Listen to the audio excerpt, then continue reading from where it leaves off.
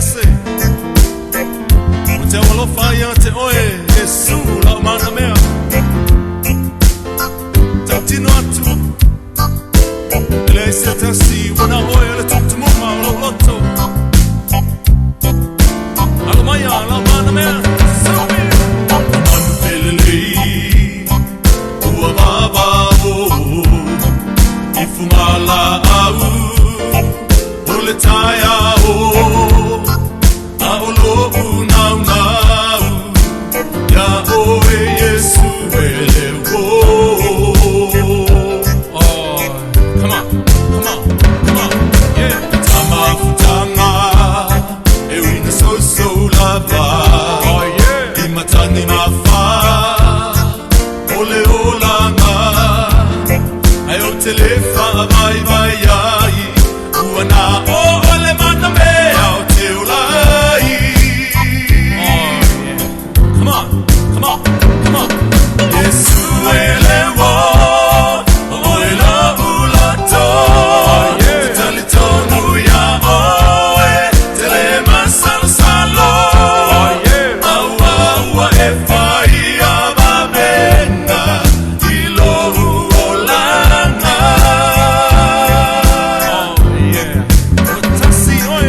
Uatasi moe moe Uana oe Umana mea Te alafaya oe Lo uolai o foatu Auana mo oe Come on Lo uolofa Ele umalea Ele uma oe Yesu La umana mea Tama futanga Te fai uea fea Te leiloa Be uma fea Sawe Moataleni Mamea lofa Faonga mo oe Yaso umaulo uola Tumutumu maule anganga Ia pea lo usuafa Come on, come on Yesu ele wo Oe la ulato Tutali tonu ya oe Tele masalo salo Aua ua e fai a babena Ilo uolanga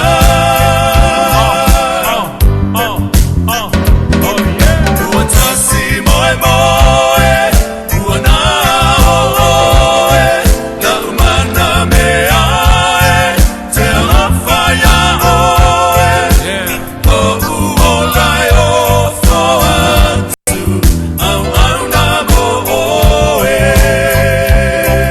Oh yeah Tasi moe le mana mea Uatasi moe moe Uana oe La umana mea Te alafaya oe O uolai o foatu Au auna mo oe O foatu lo wola Mo oe le mana mea Lo uolai o foatu Au auna mo oe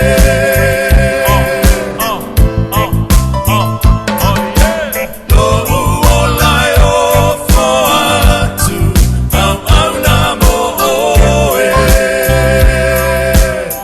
Yesu la mana mea Ia talo falava vi ia le lofa mare angare lei o le tua. Ia o le nei wa tātou ona whātasi manu ai le o mala. Ia e whaafelo ai ato fo i le mafuta mai o tupu mai ia whapena fo i alo o whanau o Samoa. Mai lei tu ma lei tu ia le ngata i lea ia o Samoa i tā ma Samoa i tai nei. Ia o le mamole toile nganga whaafutai lava ma le whaalualo. Whaafutai lava i le amana ia mai o la maua nei nofa na atu. Ia o le nei o Samuelu Matafeo. Ia o leo lo o maavava alua nei. Ma le sunga ia tuila epa whaafutai sua. O ia leo lo whaafoina le tūpā o whaafia fianga. Ia whapea fo i ma le tali manao o la o tau whanonga lo ma Ia o la maua le au nanga mo I tātou le nei tu la fiafi. E le so la vale whai a moana sa maua upu. E au noa ma se whai pa I malu atu. Ia e mua lava o na tala pe lava atu luma la auto pa ia ma la auto mamalu la auto wha mangalonga. Ina nei sasi ia pe lape fo se upo le au ona nei. Ia fo le upo I tātou ia la fo ia I le afi mu. Le maliua fue fuai e le toi wha ngā ina. Ia tupu mai e o le atu nuu, ia le pa ia fo I malu I le no foa atofi I so se fata whaitau langa, ia ma se fo I so se pou lava I tono se nuu ma se la le whanga. O lo o tau o na wha whiwai ia, a ingo tu la whale ia whapena fo ia sa mua malau atu nu tofi, ia o la le o iai o so matu ne leo. Ia le ava ma le wha alo, ia wha fitai lava le mafuta mai, ia ua to tele fo I o tau mwhai na mafuta mai ia ua to tele o tau suafa ia malo lava le whātasi mai le nei lava I tū. O le taimi le nei, ia o le whae wheloa ia tu lea le sifafonga o le tai au fau Radio Moa USA ma o tau umalava ia tatala maia sisi lau pola e whaafonga mai I le pese o le a tātou tatalai o le tātou mafutanga. Usi mai o lau whaafonga.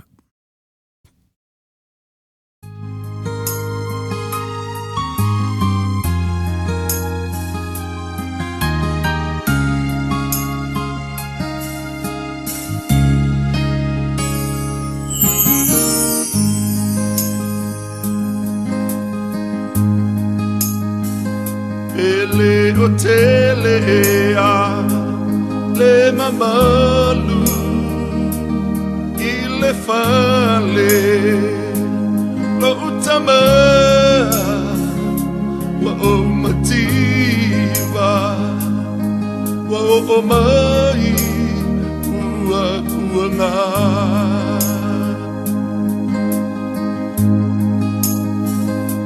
wa o la ngona Salamo toi fo inei to ainga malau fatonga tama ea talia mai ita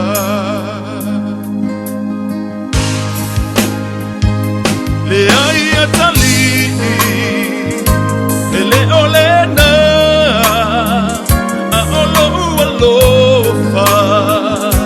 ele uma sa o fatali pea o e ia so uma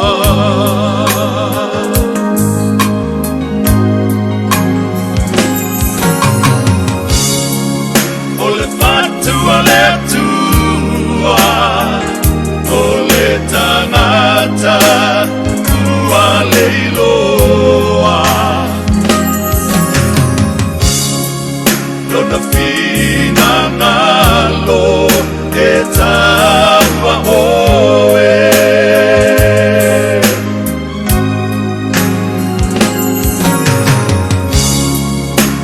So se lanu So se ngana e tawa lava Maliu Yesu le tangata sala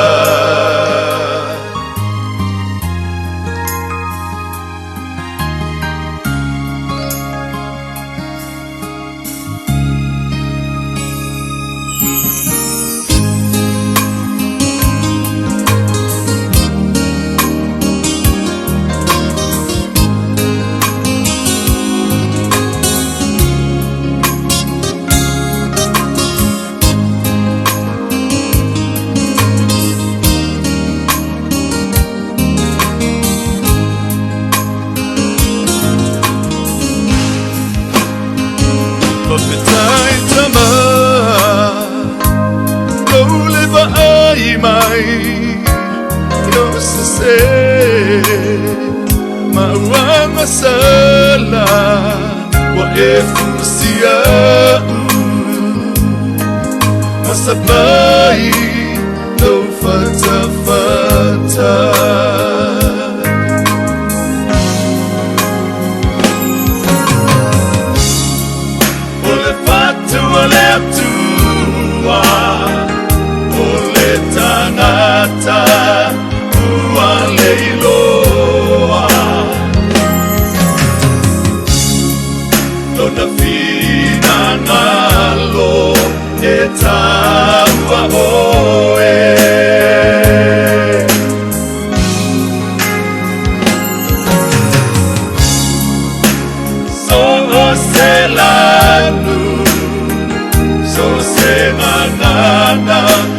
tangwalava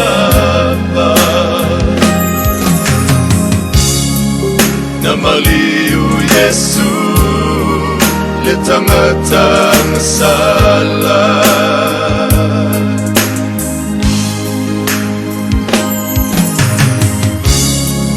namaliu Yesu ole faula tanga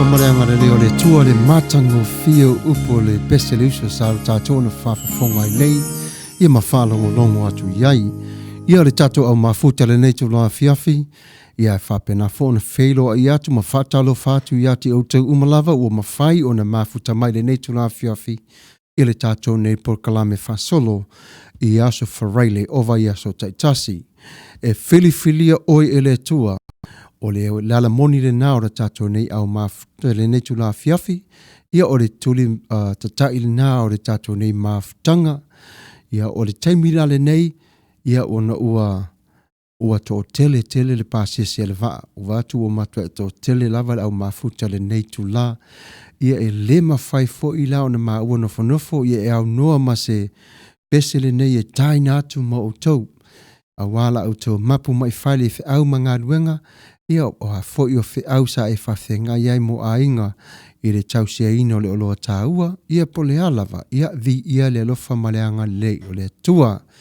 Ia o tō maua o le malosi o le nei tu la, ia o le peso le atai nātu mo o tō e vavai o foe, ia o na whapea nāle o na tuli matai o le tātou mafutanga i le nei tu la fiafi. Ia manuia lau whasau sanga usimai o lau whafonga.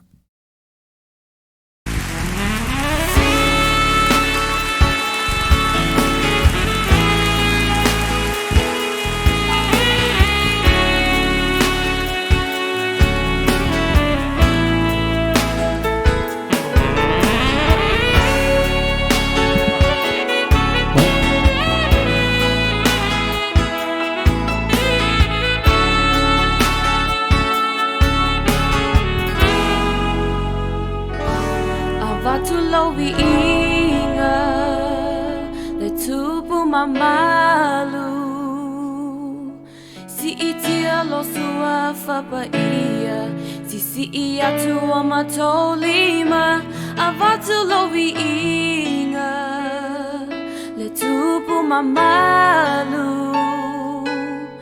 si itia lo sua fapa ia ia tua matolima e matautia oe mavavenga ue e fai ele ai se tu sama oe ele ai se faaluina oe e matautia oe mavavenga ue e fai ele ai se tu sama oe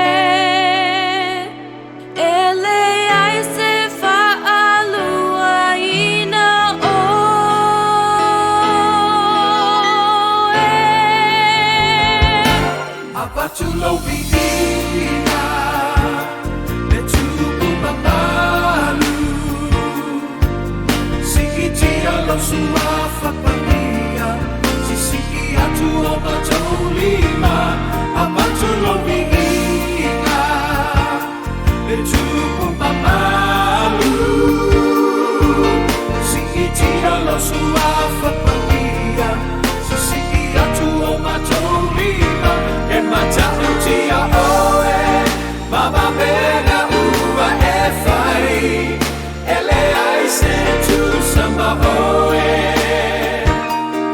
ele ai se fa'alua ina oe e matautia oe mama bena ua e fai ele ai se tu samba oe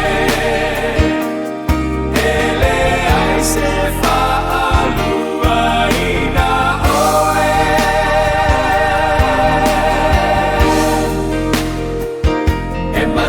tia oe baba bena ua e fai ele ai se tu sama oe ele ai se fa'alua ina oe e matau tia oe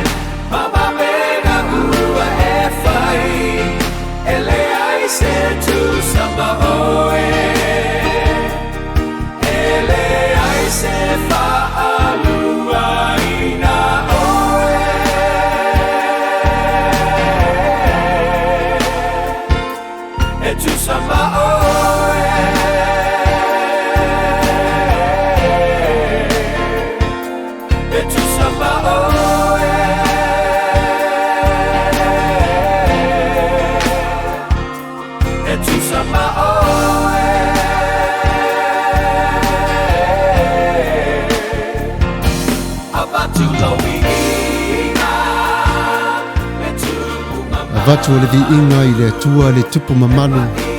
Awa e pa ia o ia e wha vavau lava. I la tātou au nanga le nei tū la fiafi o le nāla mātou mo'onga.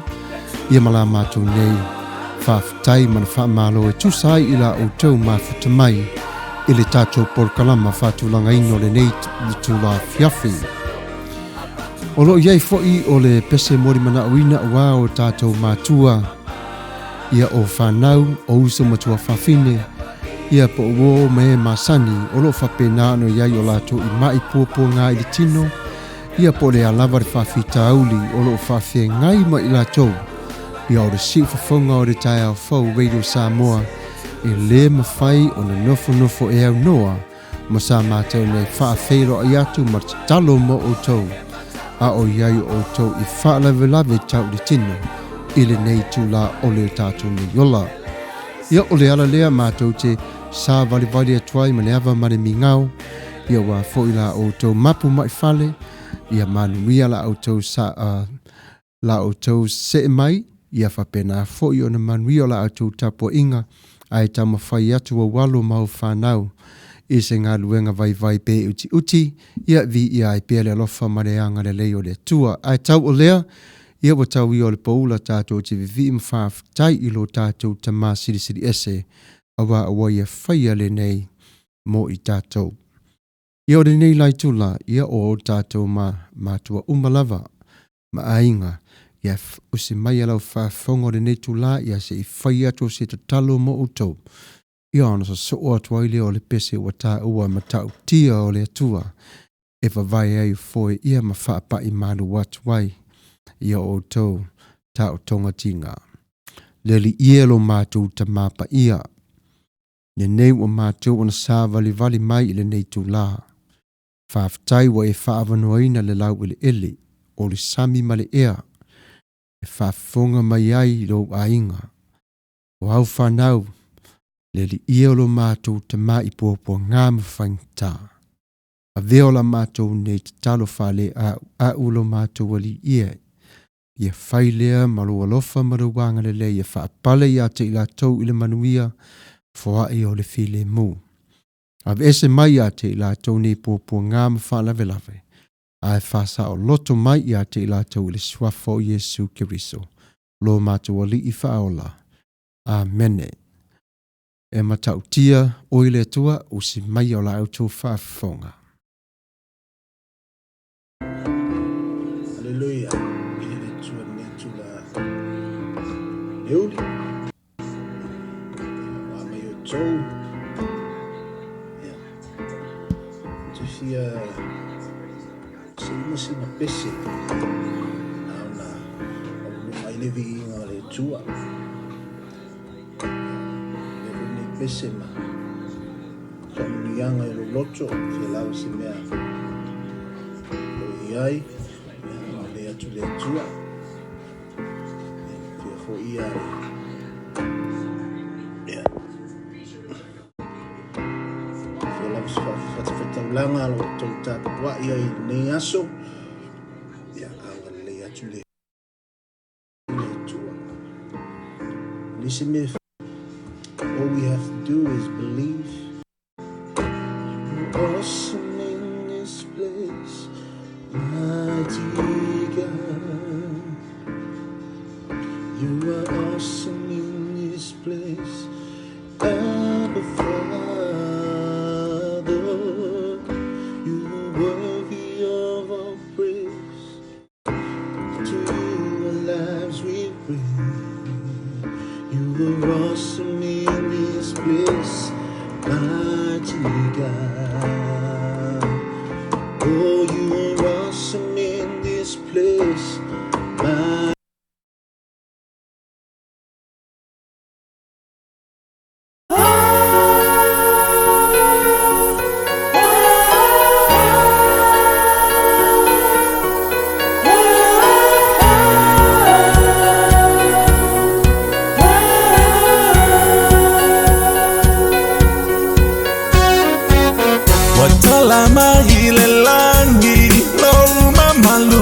Wafaalia o yele bani monimo o ngalue na uma au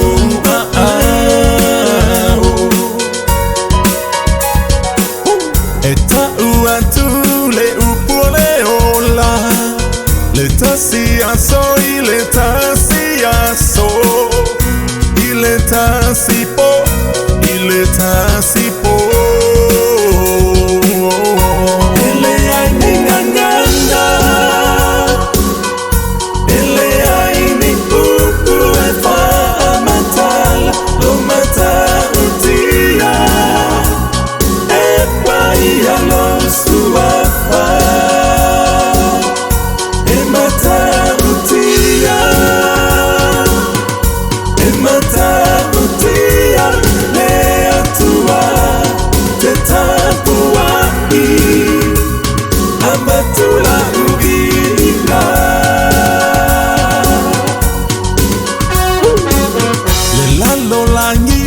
Mameo moyai oa oye obana efai potino mai me uma na ola fetalai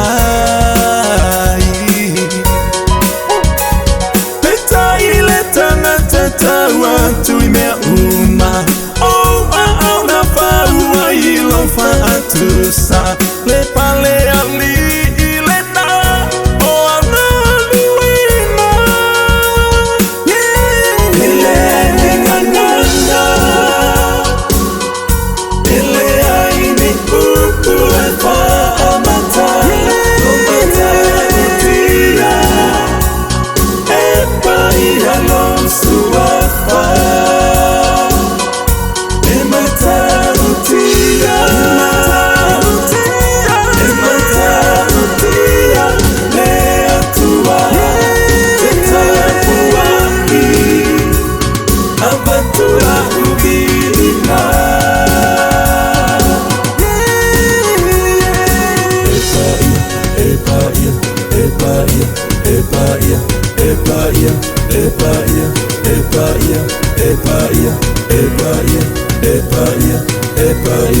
Epaia, oh yeah. Epaia, epaia, epaia, epaia, epaia, epaia, epaia, epaia, epaia, epaia, epaia, epaia, oh yeah. Ele ai ninganganga, ele ai ni upu efa. Lo matatia epaia lo suafa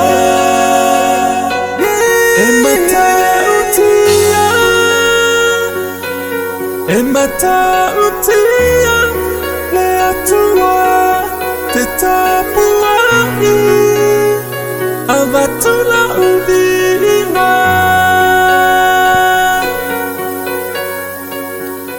E matautia le tua i ona alofa malonanga le lei, ia whaafitai matangofia le pese sao tātou o na whaanangolongo atu iai. Tuala, whaupusa, reti manu, mā lo lava le tautua atanu.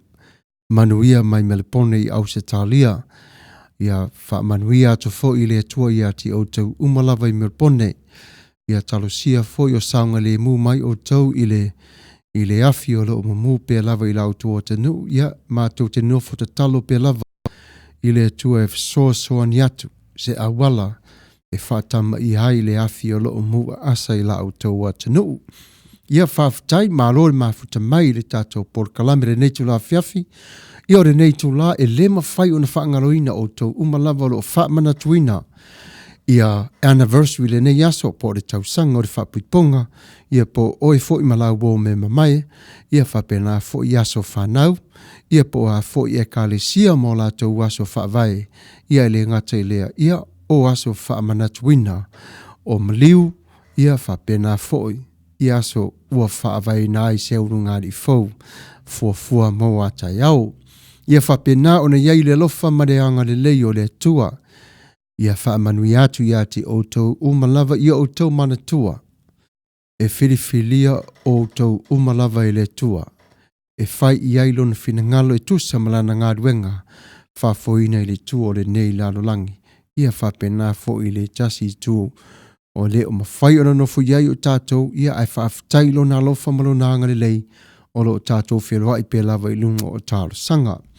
Ia ole taimila le nei, ia ole a tātā atu le pese le tasi, ia e se i whatalofa atu la, ia Wanita Ainuu, ia Uputu Korea, ia whapena fo ia Louise Lam, ia whonga seunga Malia Masoe is ako, Chef Samu, ia Martha Mari, ia Jaire Roberts, Eddie Senior, Tui Avi'i, ia whaaftai whaamalo le mafuta mai i le tātou Purkalami, ia o le pese lane nei, ia e saa mai ai, wa e matau lia umafo e tātou mai tātou iloa, o nei anniversary umalava o lo o whaavae i le alofa maleanga le leo le tua, manuia la auto wasa, usi mai o le whaafonga. Samoa, Alomaya, o le vi inga i le tua, i mea au pita lunga, e o la tavita na sipa i luma o le tua, se ale mea tele se e mai ai, mo Yesu, le au fia poto mai, tatou si i le whapeta i mua le vinga, ya Yesu lo tatou matai, awa o ia ua mapuai, le whata singa le nei ua pai tatou fia fia, ya Yesu a whata simai. Wasatili mama ese e mai la usiba, le matango fie lato, wafa aola ina, wasuia nei ole olanga, uasiba nei faale anganga, wa o fia fia, Yesu ila napa aola tanga, wa o fia fia, Yesu ila napa aola tanga. Atamo fia ila pala tanga Yesu. Siba maya.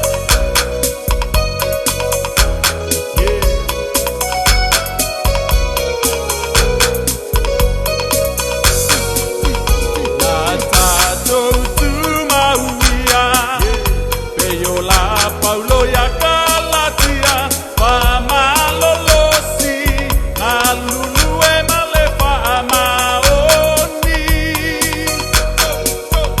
Ia tu lautaleni, e tau tua i pe amoia, le tau langa ola, e mali e pe alava mapaia. Wasatili mama ese e mai la usiba, le matango fie lato, wafa aola ina, wasuia nei ole olanga, uasiba nei faale anganga, wa o fia fia, Yesu ila napa aola tanga, wa o fia fia, Yesu ila napa aola tanga.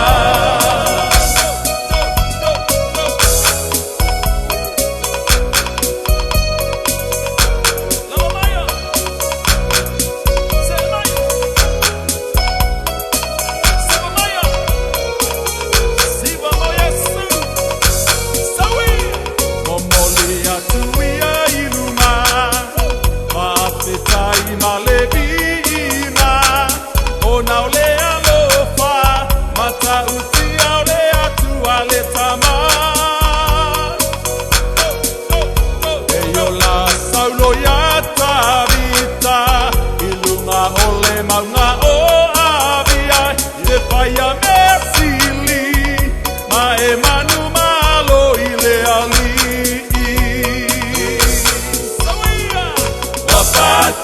mama ese maila usiva le matango fielato wafa ola ina wasuia nei ole olanga uasiva nei faale anganga wa ofia fia Yesu ila nafa ola tanga Wapatili mama ese maila usiva Le matango fielato wafa ola ina Wasuia nei ole olanga Uasiva nei faale anganga Wa ofia fia Yesu ila nafa ola tanga Wa ofia fia Yesu ila nafa ola tanga Wa ofia fia Yesu ila nafa ola tanga Ia whaafitai whamalo lava re sa mai re tātou musika o re nei tu la fiafi. Ia siwa whongo o re taia Full Radio Samoa e whaafero ai atu ia te o te umalawa whatoa mawhai o re mafuta mai le nei ile nei tu la re tātou Port Kalame. Ia whaafitai whamalo i mea umalelei umalawa o tau whaia. Ia wale nei nofana atu. Ia ma ia o tau manatua o le nei Port Kalame ma au nanga. O oe e a whaatonu iai le nei wha moe moe.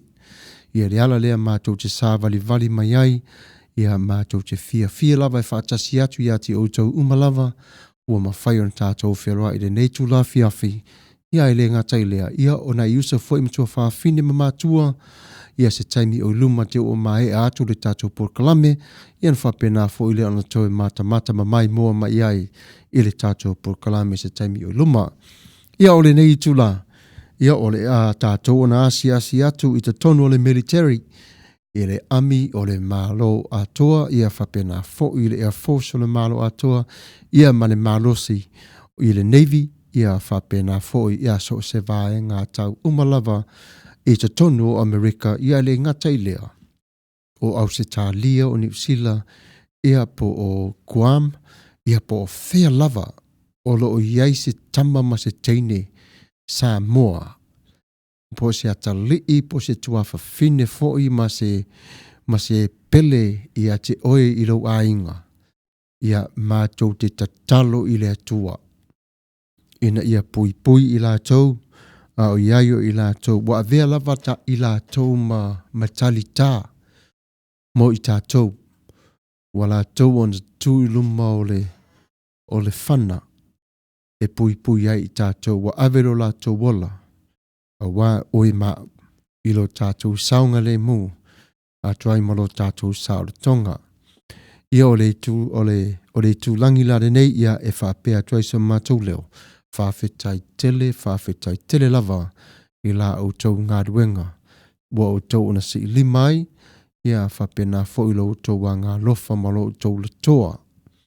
Wā Samoa matangata male lau tele ia ola file mu ai le ai oni wha lave. Ia ola lea lai tu la ole a tātāri pese lea ia mo i lato umalava ia a toa e fo i mai tātou te manatua i lato ia tātou talo sanga a whai fo e te fia sivai. O lau siva fo o le tasi fo le nā o au taulanga i ave i leli e te manatuai i a te lato, ia mawhape naun e whaafia tuai i lo lato wanganga.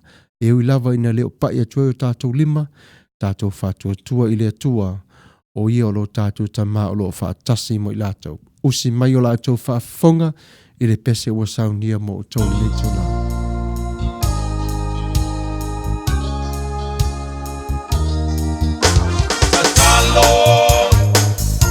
Mafatutua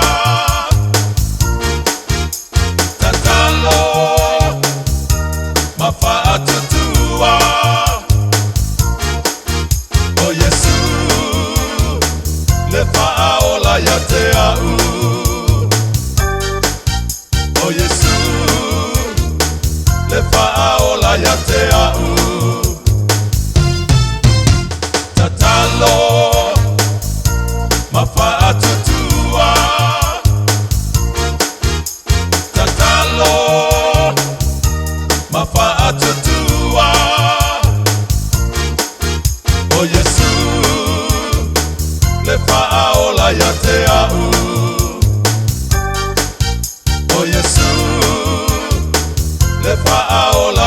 te au. Oh yeah. Come on. Satao le mafutanga paleanga. Satao le mafutanga paleanga. Tatatalo so mana oma. Tatatalo so mana oma. Tali mai le tualo. Tali mai le tualo. Tatalo bea. Tatalo so o it's ta wai. Ai awala wal fa vai vai. Awala fa vai vai. Tatalo. Mafa atutua. Oh yeah. Come on. Tatalo. Mafa atutua. Oh yeah. Oh Yesu. Le faola ya te au. Oh Yesu. Yeah. Le faola ya te au. Oh yeah. Tatalo. Mafa atutua. Oh yeah. Come on. Tatalo. Mafa atutua. Oh Yesu. Yeah. Le faola ya te au. Oh yeah. Come on. Oh Yesu. Le faola ya te au. Oh Yesu. Yeah. Le faola ya te au. Oh yeah. Ia whawhtai mā nei re matango whi o le si whawhongo le li pese sa o tātou ona whanangolonga tuia. Ia re nei taimi ia se ia siasi atu le tātou au mafuta le nei tō la fiafi. Ia whapeo na mafuta mai ia le tina ia Papalolo Mary Collins. Ia whawhelo i atu i lau sunga Pastor Whangalilo Samuelu ala popo tua vau Matafeo. Ua whelo ai atu. Ia a o lea ua pei ua whai o mai le tātou live. Ma lo le soifua manuia. Ma le tautua whai pea. Mo le mamalu o si o tātou wa tanu i le nei a fiafi. Alofa te le atu mo o tau uma and car plus. Ia whaftai lava papaloloa ia. Ia family atu a whai fo i ua pa o papa atu sino leo.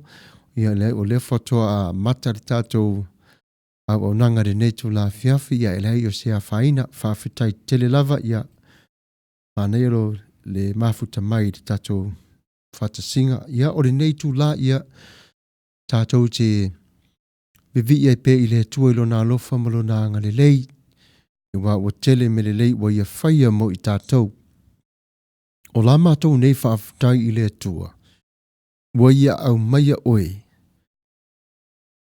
i te tonu o le tātou ainga, si whawhonga o le tai au fō. O le vi inga nai pito i sili o na mua i le tua, o tau umalawa au mafuta. Mātou te whawhitaia i le tua. E a vea o tau whaapei o sa mātou nei auro, e teu le lei te tonu i o mātou ni a nganga malosi ma le mawhau.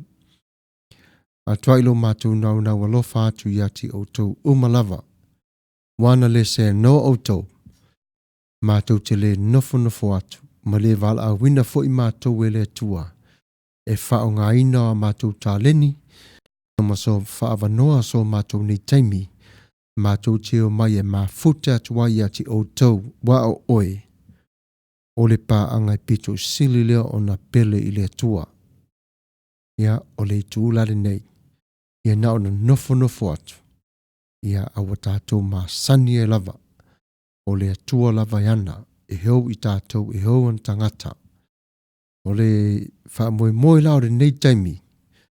Ia mo o tau umalava le tātou au mafuta. Ia o le pesele nei.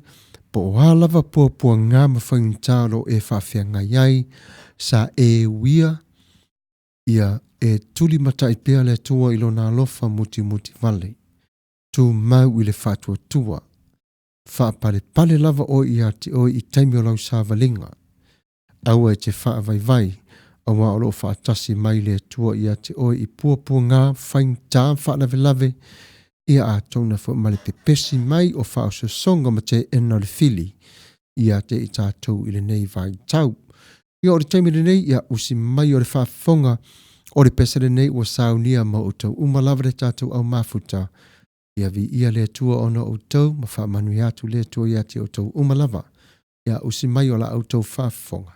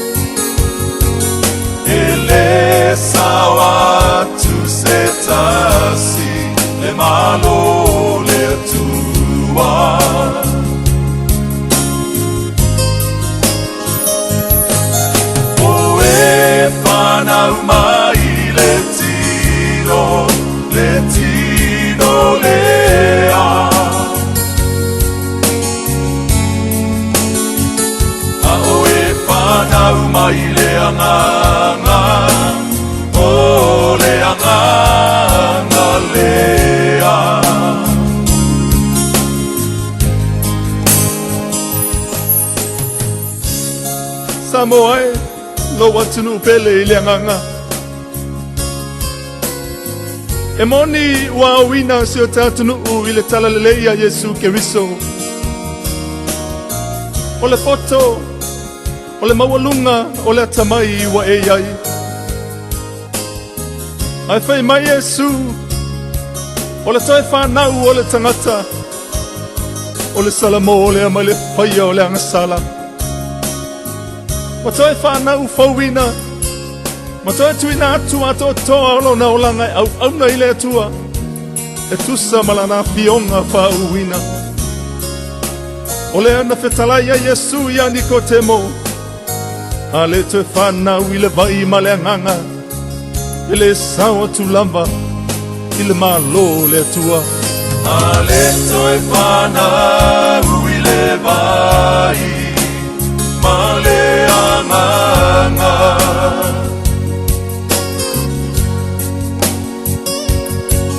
E le sawa tu se tasi, le malo le atua.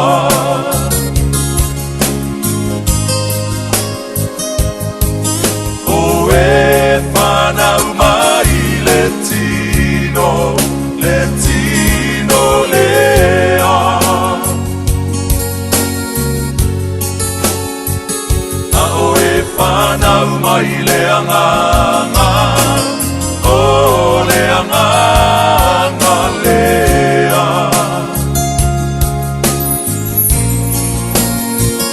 A oe whanau mai le anganga,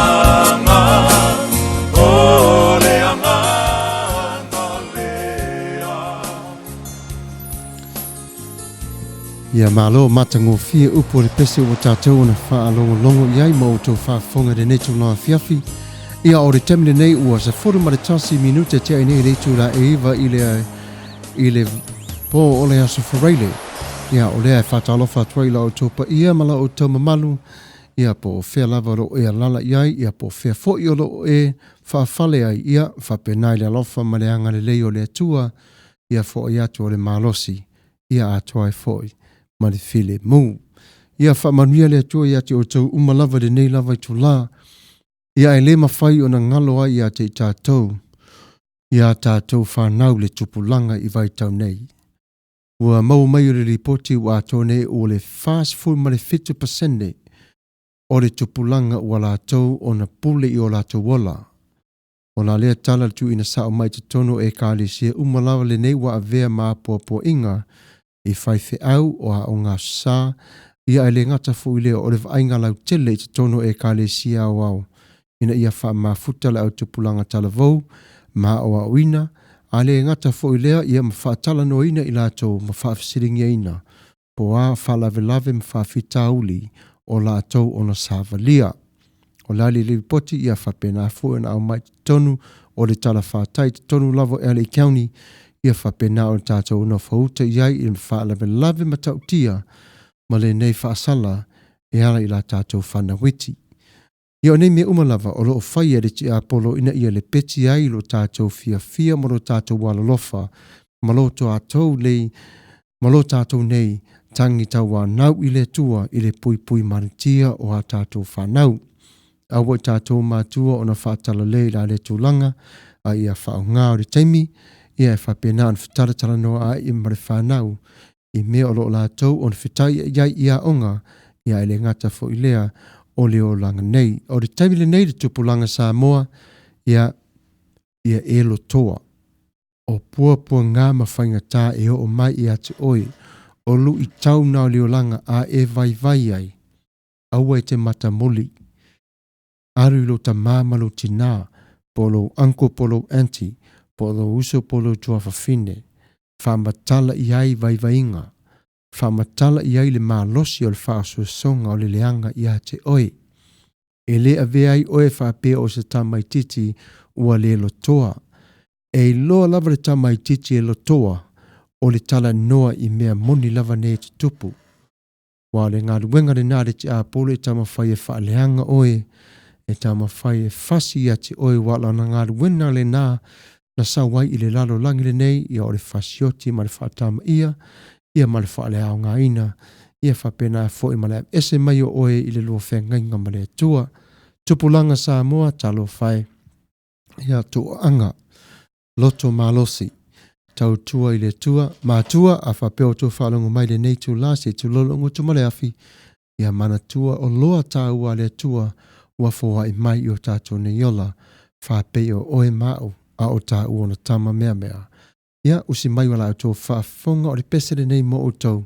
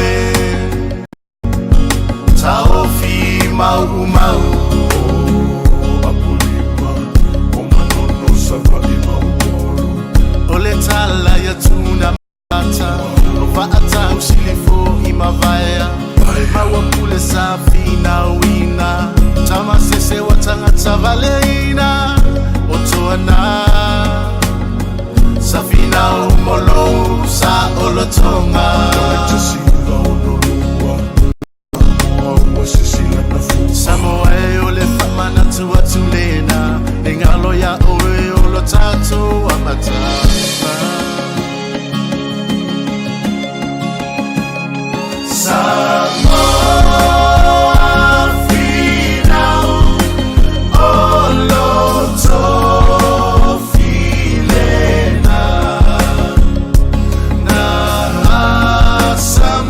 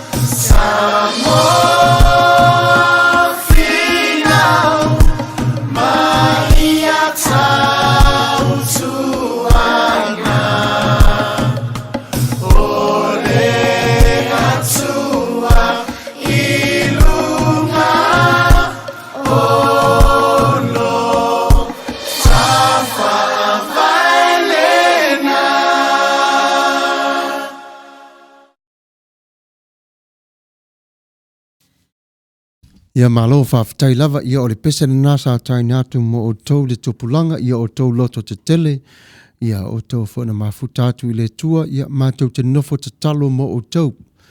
Ia wā o iai o tau ia awa onga ia po a fo ia awa onga tele tau o iai o tau University Makolisi ia po o tau fo i o loo tau watia ele lumanai ia whapena o tau le lofo mareanga le leo le tua ia whawhatai tele lava i le whafonga mai. Ia ole nei lai tu la ia ole a tatou se e atu le tatou sa i le tasi tu o le tatou porkalame ia ole whapopoina le o tatou o a tatou ads ia po whaasaralaunga whapisinisi ia wā i la tau o lo lango ina o le tatou porkalame i lungo le ea ia whapena fo i le lango suaina o le tatou nei mafutanga. Ia ole taimilane nei ia usi maila whafonga o le a tainatu o tatou whaasaralaunga whapisinisi umanei ia umalea ia na whapena o so atua lea manesi vaenga o lo whaatupulua ina o le tatou nei porkalame i le nei tu la fiafi. Ai usi maia o lau whafonga.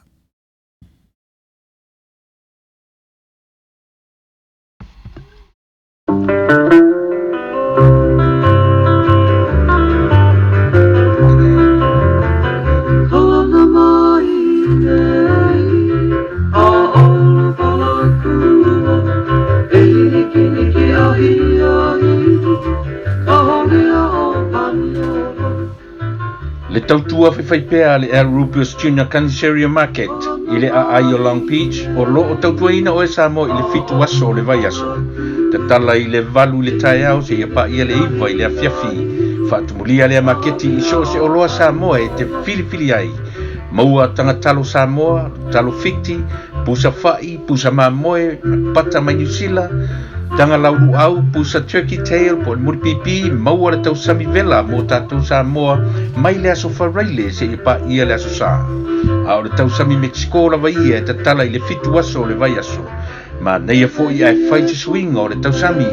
Io e, ko ma te isi le talo ma le whaspoi masima, ai alo ane i se tau sami Mexico e wha masani ai. Fa tonu se po avela ia po le size 2 mo aso fa nau ma so se aso fa ilungaina a fia lafo fo se tupe fa momoli sa mo ma so se tunu o le lalo langi a wani ngalo o lo iai fo i to tonu le Al Rupios Junior Market ia le au unanga le Vico by Western Union money transfer le Western Union malana au unanga malana tautua ua loa tausanga e lafo nei e maua nei e uma nei fo i lona wha ngai na manatua e afe ane i le Al Rupios Market malana au unanga le malolo i le fitu aso o le vai aso o le tuatusi 5 tasi o Long Beach Boulevard, Long Beach, California 90805 ia pe telefoniane i le telefoni 5 fa fitu tasi iwa valu fesili mo le ripule o Ruben Gonzalez ia po le tamaitai o fou le leisi uawi maies manatua le au nanga yo hello Al Rupios Junior Market i le fitu aso o le vai aso.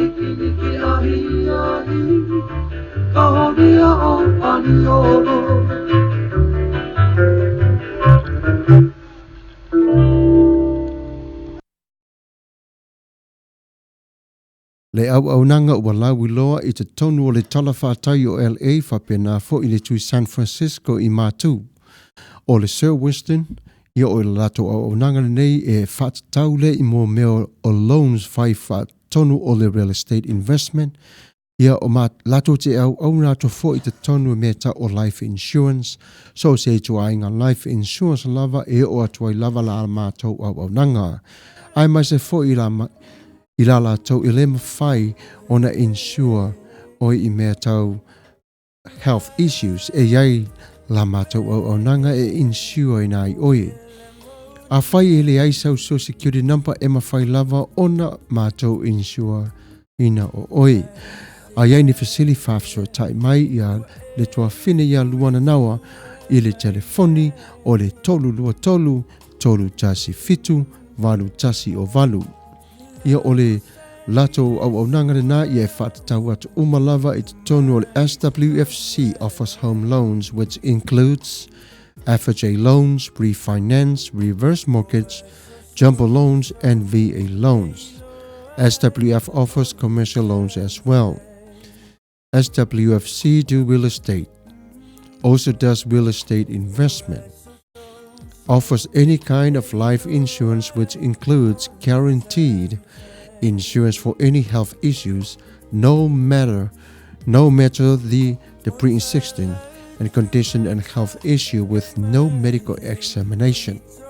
We can insure anyone with no social security number with this policy, universal life, term life, etc. Should you have any question, which I know you are going to have a lot, feel free to contact me, Luana Nawa. Please know that we are always available for any individual or group presentation.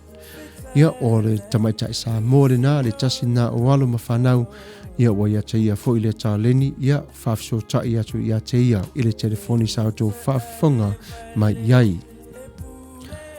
O le tasa le nei o nanga ua mat alu alu luma le au ngā tele te tonu ma le tā pena pena ina mo le luma nai.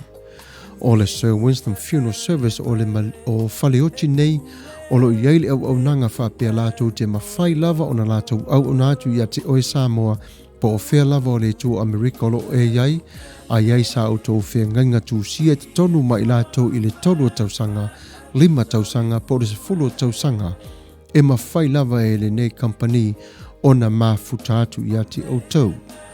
Wa o aso whapene ua tele tātou I Samoa I le tele I le whaingta a wā fo I le tele o lau ava ia I le ngata fo I lea o Samoa le tā fiofi o tātou tino se te lolo ngutu mareafi ai whaatalitali wō a inga mai e mamae e whai malanga mai inu mamau. O lea waunanga la lea tua fine malana whale ia e mawhai lava I lātou o na whaafso tai atu ia te ia o na lātou lea o na whangare lue whaatasi ma oe I le tā pena pena ina mo le lumanai ia o le numero le ofisa o le fitu o fitu ono 5225.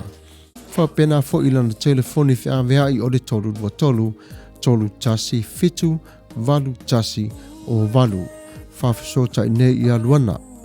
Wa aho o mai aso o le wala awa le tua ia te tātou se te lava ia a ua lava tāpena e le tinga ina e fo I le whanau ia po le tamā po le tina ia po le a lava se tūla I mai so se tu ainga whawhitauli ia a ua lava tāpena I le lumanai.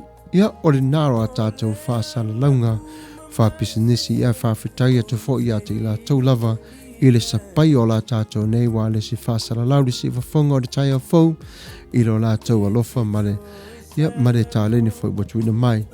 Ia tātou te whaongaina I lunga le ea tātou te wheloa iai ai mai se lau tō pa ia ma lau tō mamadu.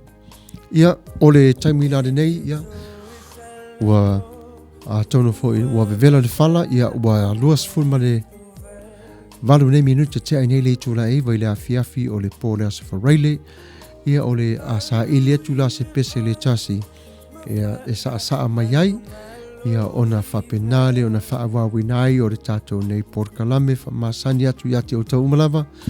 Ia, mai ia le tina ia Papalaloa Mary Collins, request whaamole mole, e mamoli atu wai ia ua alofa ma whaamanianga ia Henrietta, Fata, o loo whailonga ina lo naso whanau I le so, I Las Vegas, I na I Amerika, pese fia fianga motusia pai malo fou pai late e teru.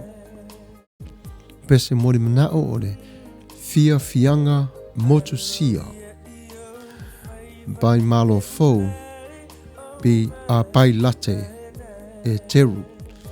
Ya, o sai mai o le taimini nei ia la ngalue fo I le tātou waiti. Ia, mawalo le pese ia na whapenale o na tata atu mo o tau. Ia. Ia, e usi mai o le whafonga ia manuia lavalo o sa whanau Henrietta Fata. Ia whapenao na whamanui atu le tua ia te oe. Ia so lava o le wolanga.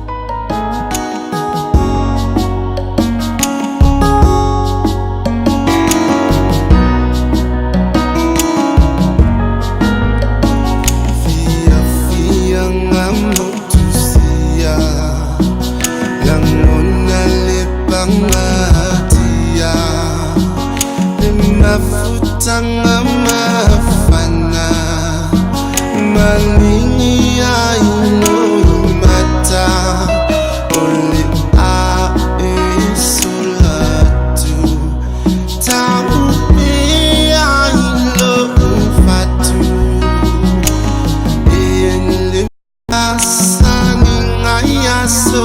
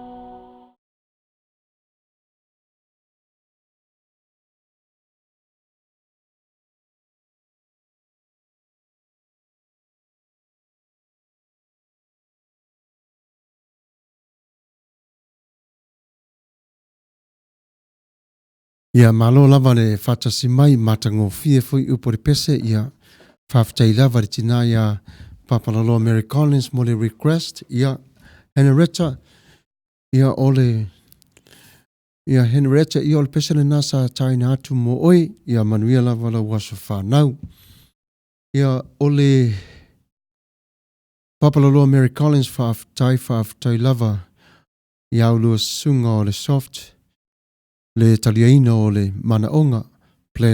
Blessed weekend to you all with much lofas ia faafetai tele lava ia faapena foi ona faatalo faatu ia Arieta Nimo ia Nia and Tua le ngoi ia i lai faamita ia faapena foi le tofa ia tapenu o ngavale o le tasi o le sifonga o ia foi o ngalue mai au se talia ia wa foi le sifonga o le tai au fo ia na por kalame faawawina ia so taitasi o aso tonai ia faafetai lava le mafuta mai le tatou por kalame le nei lava i tula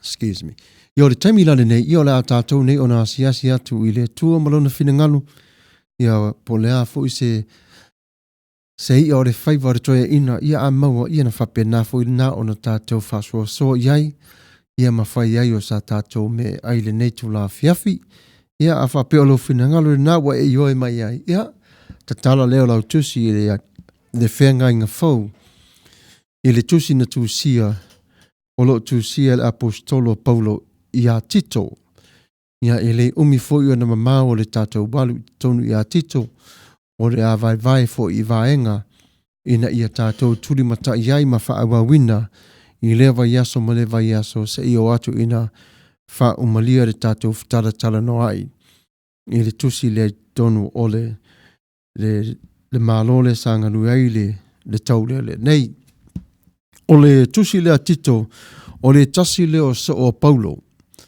sa fisosoani o ia Paulo i le tala ina o le tala le lei sa whapena fo o na tuua o ia e Paulo i le nuu sa to whaina o ia e ngo ia ke reta.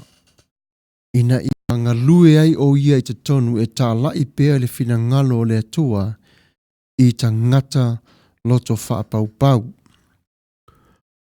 Sa tusi atu Paulo i a tito e ao lava ina ia wha malosi ma te e atu i tala inga wha se o lo i te tonu o ke reta. O le telo isi suenga i te tonu o ke reta o le tasi leo vaenga sa avea ma pei o se vaenga o se pei se e koleni ai le to tele o le vaenga au tau roma i le vai taimi ma le vai tau lea. O a fili mai e Paulo ia le uso ia tito e vea monata lii ina ia nofo o ia wa e masani o ia i te tonu i la lea o ngā whanua. Ai e iei o le whaarawe lawe, ona o le tama leo tito e la i titi o le tama, ia ai lo iei fuito ina e mātutua atu i a tito.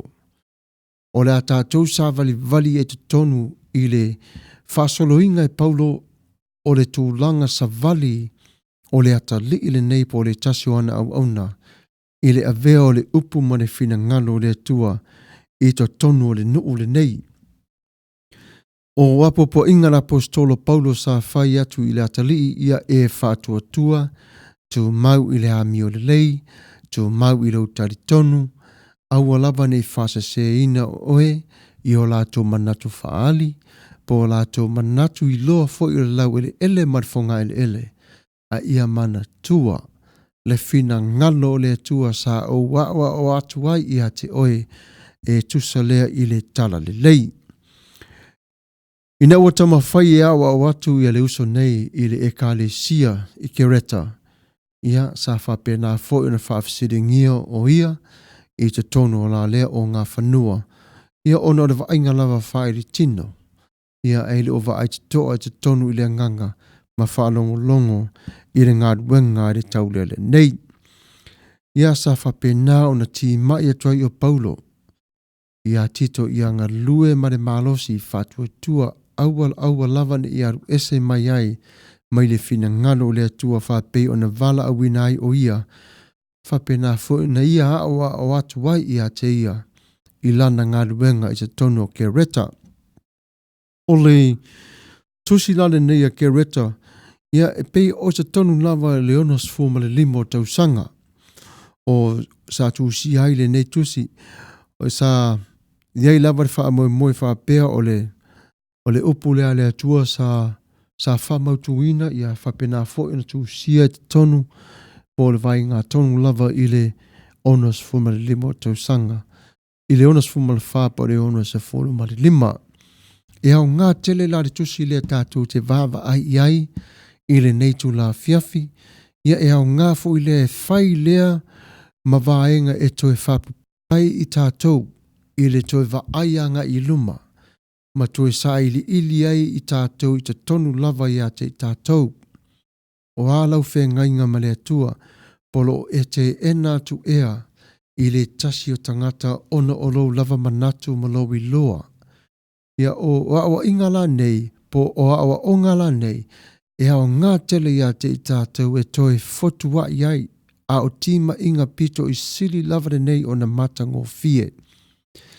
I le winga ia le kirisiano ma le upaltus pa ife mai o tima inga e teu wai. Le ola tupu wae o le tangata taritonu. Le winga nao o le tu mai e tonu fe mai e teu wai le tangata taritonu. Aisea, ona e teu wai e le tangata taritonu, le tangata fou.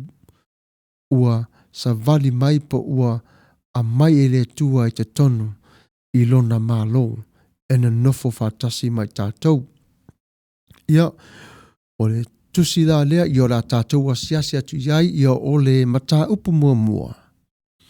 O la tātou ona tala noa ai i le ni tula fiafi i le frai upu mua e whaangata mai i le frai upu iwa.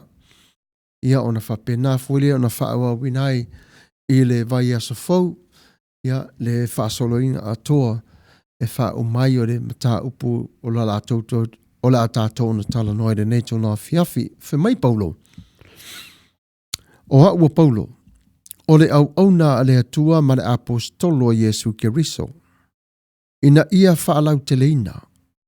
Le whaatua tuanga o e ua filifilia e le atua. Ma le iloa le lei o le upomoni. E ui hai le a mio atua. Ia le wha moe i le wha moe i leola e wha vau. Na wholafoli na mai e le atua a o le whaia le lalo langi. E le mawhai o na pepelo.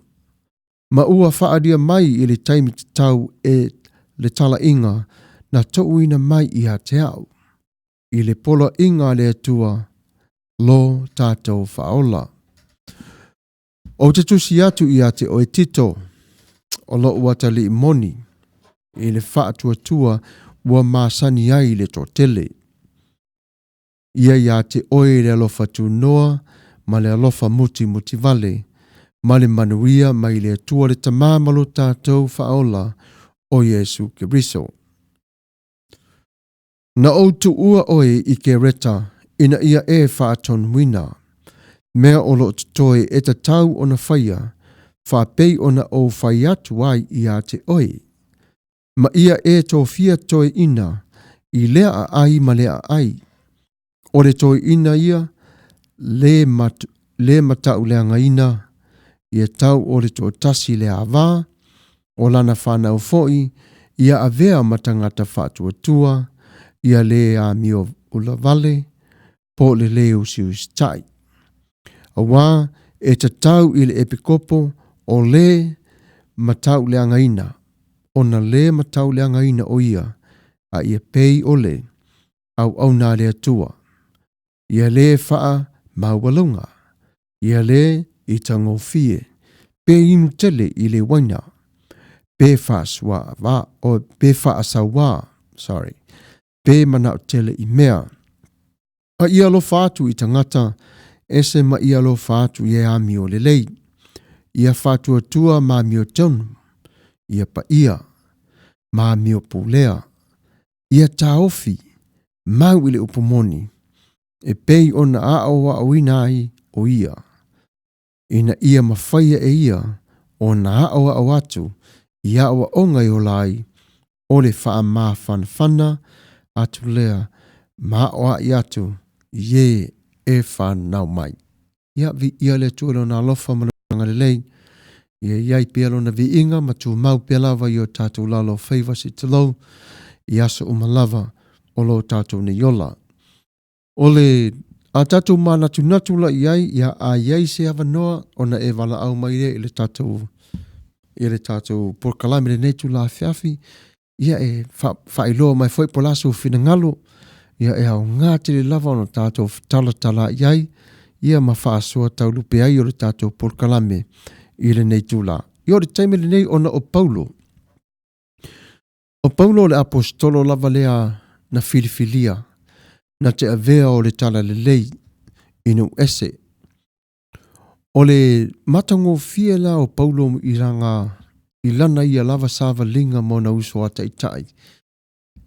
E mana o lava Paulo ia whai lava ana uputi mai wha amalosi au. I le au soo o lo filifilia i o whaatasi maia. Po i la tofu i lo ngadu lue i le e kale sia ma le e kale sia. Sila fia le e Paulo le le nuu le e sia le nei. O le matua to tele o to ina. O le ala foi la le na wa au wha au ngā ina e Paulo mana na upu le sa whai a tito ia e to fia to ina. Tangata mātitua e whesoa soani ia te oe e tā lai atu le whina ngaro le atua le winga lao le nā e wha upenga i nai oe ma whautua i nai oe i le ngaruenga. Wa waru ese mai o Paulo la lea taimi. O le mata upu la e lua, i le fesili e lua. O le whai upu e lua, sorry. I le wha moe moe i le ola e wha vau. O le tā ua i o le upu lea ona. O le ano moni lava lea. O le ano moni lava lea o le nofo. O tito te tonu o le ai lea. Ina ia a o atu. Le moni ma le wha maoni o le ola e wha vau. Ona foi sa fola ina e le atua. Ai le whaia o le lalolangi. Le ala fori na e iloa i e Paulo. Wafo ina mafuta i ai le atua ma wha iloa i ma i ai e le atua. Le amatanga mai o lona finangalo. Se iau o mai lava i a Paulo. Ia ma wha pēnano o mai a te tātou i aso nei. O le matango fia le nao le atua e le ma whaie e se tasi ona le li iua. Le ma whaie tātou. Ona fo i ele o se mea sa wha pēna filia e se tangata ola, se te lau. E nei o le atua na ia whaia. Mo oe maa. O le si whae lau wa te leinga o le upule o le whaia o le whanga fo i tonu tuspa ia i le tala wha solo i te tonu o le whale nganga o le upu totoa le atua. O le upu moni lava.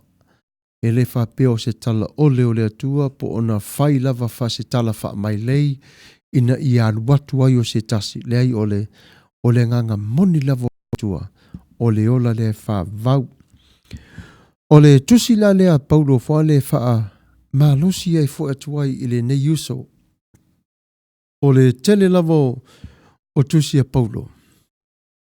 E tuu lava ia e Paulo upu nei tonu ia whapenao na iai le file mu ma le anga le leo le tualo tātou tamā, ia atua e fo i ma le lofa, ia atua e fo i ma lo tātou ali i whaolo Iesu Keriso. Ina ia i loa ai e lona uso, po se tasio apostolo, o le tusi moni lava na au mai ia Paulo. Ware to o telo waso ia i tusi e sa awhea vea i telo tusi tā ai. E le whaapea le format po le tu ai ngā tusi le sa tusi e yaso ia. Ese fo i ese lava le tu ai ngā le sa whao ngā ina e Paulo. E malama lama e fo i lana au whirwhilinga. O au i la toi e lo sava vali whātasi maia i ta tono le pomoni. I lea o awina o le whina ngalo le tua i le i tu ma le i tu. O le lawa tu mai e Paulo ia te tātou, whe mai na o tu ua o i ke reta. A e mafo whau le leilawa i te tonu. E whapena le leilawa Iesu i le whiriwhiri ina oi. Wa ia tu ua lava oi i le lalolangi nei. Wa ia i le wha moi a te oi e toi sa fio mai Iesu. O na ave leo oi pe ona ia whetalai e le Ioannes fulman whaa. E whai upuna e tasi e tau le ono. Na e whai le whetalainga le nā Iesu whai mai ia i le motolo ta mai tele mena na whai o tau. Ia tātou nofo mana tu natu iai o tusi umalava nei o lo tusia. E le wha peo ni tusi nofo lava Paulo tusi mai tonu ia tia i ona langona. Nei o tusi umalava i o lo au mai e te tonu o le whea ngainga ma le atua. Upu whapalangi o lo iai whe mai inspiring by the Spirit of God and he wrote these letters. O le matango fia lao o tuisto singa ni a Paulo na ia malama lamai le au soo ia mai tātou i aso whapenei. Tātou te vaaia i le wha soloina, i le wha apurkalameina e Paulo. O lana ia fo i whea luai i la leitu ma le leitu wa o le telo tusi nei. E le wha pēe tu tusa lava le mata upu e tupu ia Efeso ma le mata upu le tupu ia Korinito le ese ese.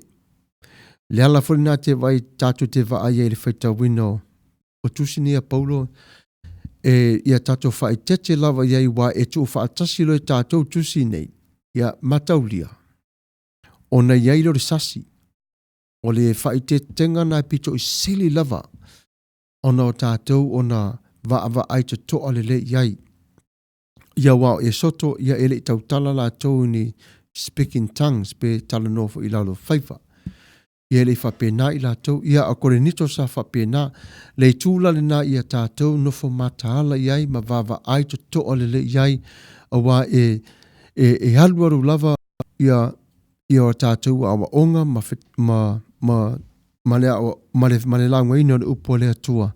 A ia mana tua le e tātou, le a ano moni lava, ma le mafua anga, na tū sia i e Paulo, ne pena tu sia po se tasi lava.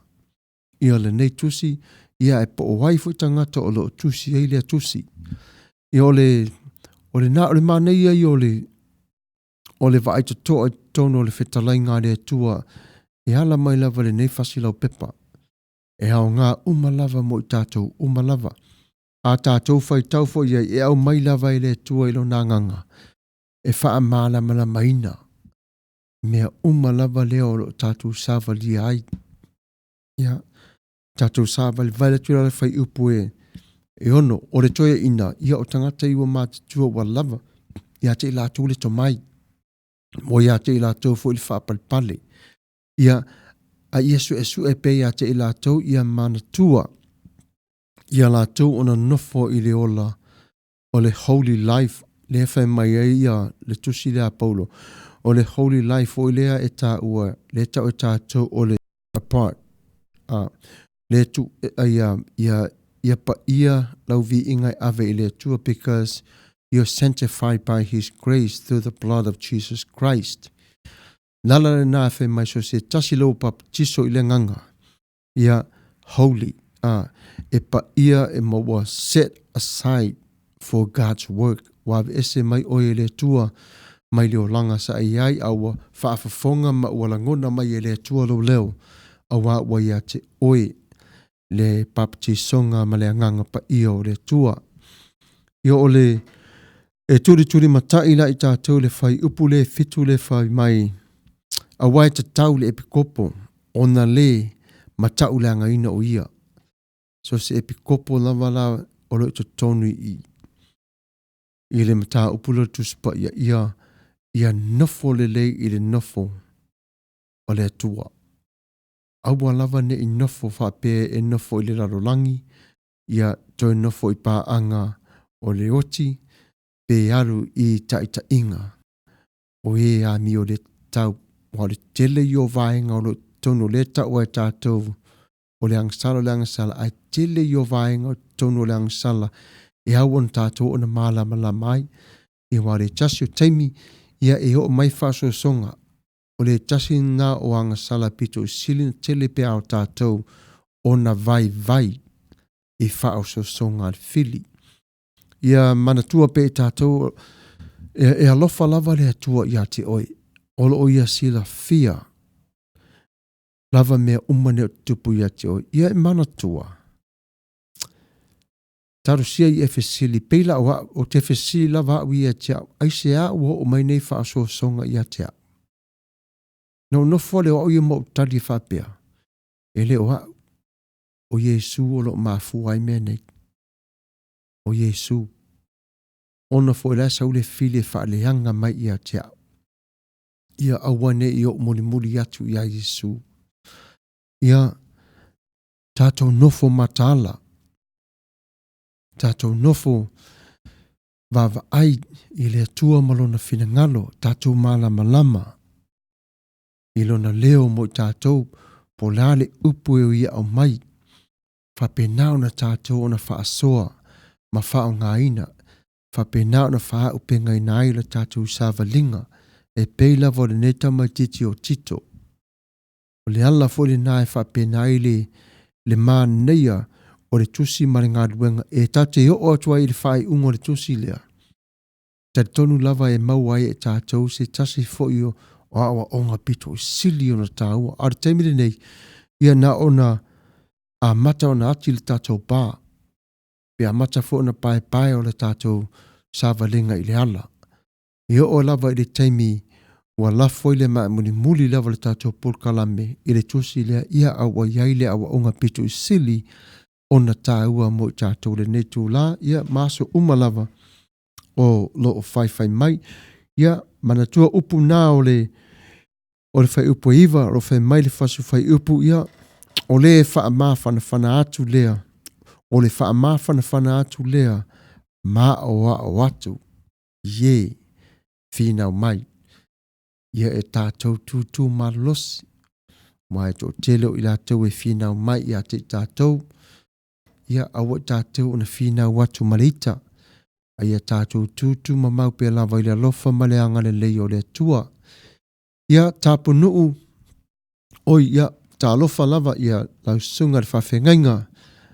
Lafo, ia pūlau tanga loa tau banu.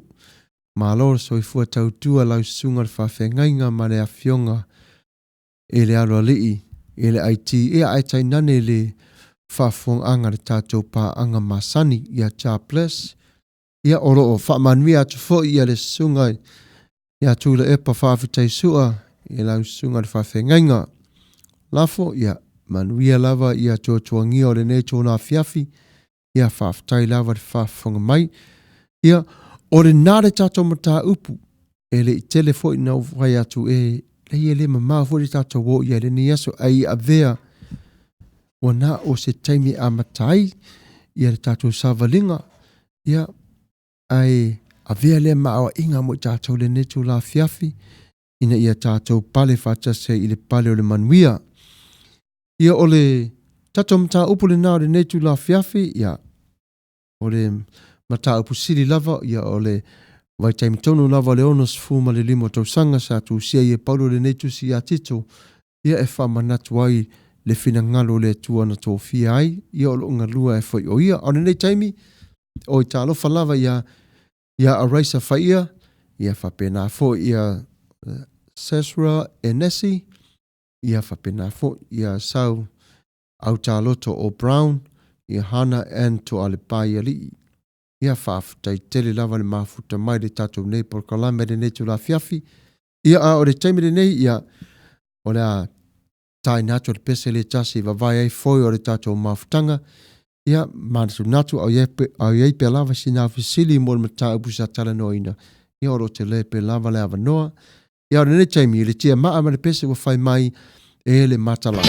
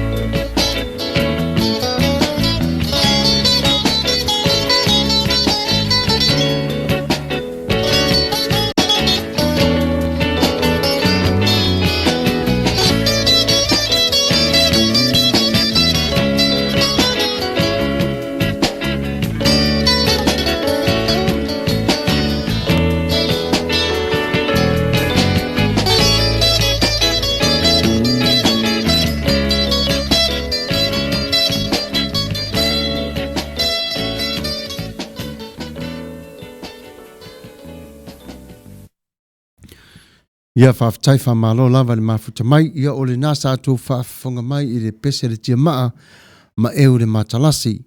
Ia o le nei lai tu la, ia se eo tātou tala noa pēr, ia ma whaafero i atu fo i le tō tele o mawhai o le mafuta mai le tātou porkalame le nei tu la fiafi. Ia o se taimi uluma ia na whapena lea o na o tō whaafonga mai i tala i le vai whanua, i mea sa te tupu i te tonu o lo tātou o le tai. Ia o le taimi le nei ia tala noa tu pia le mata upu le sa o tala noa tu ai winga li tupulanga. O le mata upu le o pito i sili o na sawa te le luma o le ti ngā ma le whaingata o tupu mai i le tala whātai o LA le mea o tātou na nofoi. Nei ia whapena fo ima Orange County ia o lo iei la vaenga ma ofisa ua mata o na whātulanga ina. Ia vea le ma whai ma whaafsota inga mo mātua ma whanau. Ia olo iei fola lato por kalame o lo whaavanoina e mo counselling i le whanau e pui ai i lato mai i le loto vai. Ia ai maise i le vai o i lato mai ia onga ona o whainga wha le tūlelei o nisi foi o le whanau i le whatawemu. Ia whapena fo i male lima wha o sala i le tō tele o le whanau.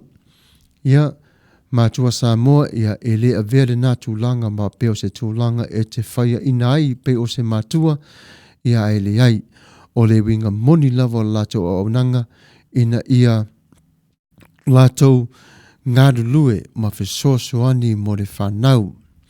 Fesili wha mole o lale upo moni se a foi le masu esi Yesu. O le lea de upamoni. Ia whaafatai lava Julie leifi fatai ia o le upamoni.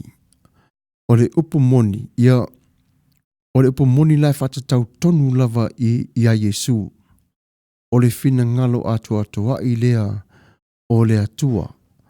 Wa o le tala mai tonu o le tusi i a Yesu. I oro iai ana whetalainga i te tonu lava fo ia Ioane ro mori mauai. O Yesu, o pau lava leo le upumoni ona ua iai lea nganga o lea tua i a te ia. Mua o le toa tele lava o tangata i aso ia mana tua. Na ona sau lava o le nganga pa ia pe na ona whaai pepa. Pe na ona wha fale. Ai le mawhai ona nofo lea nganga o lea tua te tonu i se tangata. Ona o le tangata e ang sala. E whanga ina nei le tua i tātou i aso ia. Ia tangata ia sa whanga ina le tua e avilana upu. Ai sa wha sili ona ta iai e le nganga. Sa au mai e le nganga inspire e le nganga i lātou i le tonu le avea ino o la lātou message po whea lava le tua fina ngalo ai le tua. O le upu moni. E whaasino tonu lava le ia Yesu. Wa o Yesu, o upu lava na au mai e Yesu. Ia e ele upu fole tātou i saa mua whamau le upu moi. Ia ta ilo i le ngana. Pesinga ngana saa mua le upu moi. A le upu moni lava. E tātou te ho lava ia Yesu i le tūsia mai tonu. I le tūsia Ioane. O lo o whamatala au ili mai ai e Ioane. Beloved disciple of Christ. Ia le upu moni lava wa o le fina ngalo leo le atua wa savali le upu i le lado langi. Ua ngangana le upu wa so ua fetalai le atua i tangata i le lado langi. Ua wa ai tino la ia i tātou i le upu. Wa peila wa lafe mai ua leu tino. Ua leu tino le upu. Ia o la uia na wa ai iai to toa iai te tonu o le ale upo moni. Ia o le nana so soani atu i le tato whaafesili le neitu la o te fia lava le tuse Ioane. O fo i ese mai lava Ioane ia na ia tu singa mai le toa tele o isi evangalia. Ma neia fo i le tuse Ioane le o lo tau ere tele o mea fo i lava ile o maua i te tonu e resi autusi o le whenga inga fau. Ia o te leo maua tele atu le fesili lona lua. Se o le a fo i le es Yesu. Ia afa pea toe mau se taimiti na ia pe te wala a mai pe te komeni mai. Ia afa pe nare on tātou toe mana fesili. Mana tele fesili ua ngā tele fesili ia o lale upamoni ia o le o la uia de naba ai ia tonu le upamoni ia a talusia ua mawai se tali moni lava po se la fu se tali ua ngā mo i tātou le nei tu la fiafi ia a whawhatai lava te tuli ia o lala nā pe o na whautua tuai mātua ia ele wha pe a velea por kalame ia pe whawso tai e fo i a onga o wa iai fo i tonu le a waunanga nei i a onga umalava e whetala no ai mo counselors i whai a onga a pena fo i tatala no whai a onga i tamiti a onga ia o lo iai fo i tonu tangata lau tele o lo wha a pena inga i la tō fo ia o onga wapolo fesa i la tau e a ngā fo i lea e asi e ta e tatala i man whanau ma pe a whai o ese me tupu o le suesu enga sili le sa o atu e ka lesia umalava i te tonu LA County ia whapea foi ma Orange County ina ia matala umai fo ia mai loa fo ia e ka lesia ia mano fauta fo ia e ka lesia umalava ia ai maise le whanau o le tonu e ka lesia umalava ia wa o le tuatelo tamaiti ia a tupu mea whapea ia wa le mawhaina o i mātua e leo whapeo tamaiti uma. Ia o isi tamaiti e sili atu ia te i la tau ona tala noa i la tau youth pastor. Ia po o isi lawa whaithi au. Ia po o mai masani. Ia whawhetai i le atua o lo tala noa tamaiti. O lo whamatale tamaiti. Ai tama whai tātou mātua awale le whaali manatu whapea pe aise awa wa ile sa wa ia tia umare ava avau po le ita. Hey, sapaya whaunga. Or these are the outside sources that it can help us out to build the foundation around our children. You know, soswani ate I la tau, ilo la tau o la tupu wae. Ia ai ole taimile nei ia ole se toi asiasi atu tatou komeni o I talo whai tuli leifi male masu a whapea lau o te tau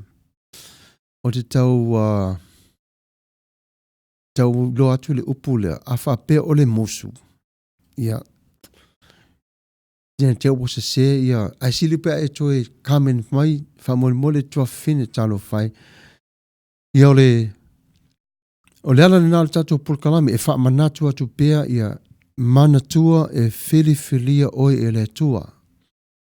E whiliwhilia oi le tua. O le te lea I o le au ngā. O le nei au nanga ma le nei mata upu ia te oi ma. E au ngā fu ilea e whaapoto inai, whaamalosi inai, ma whautua inai. Ia mata ua sa vali atua I le atua I teimi umalava. Ta ue maua esi e fisoswani.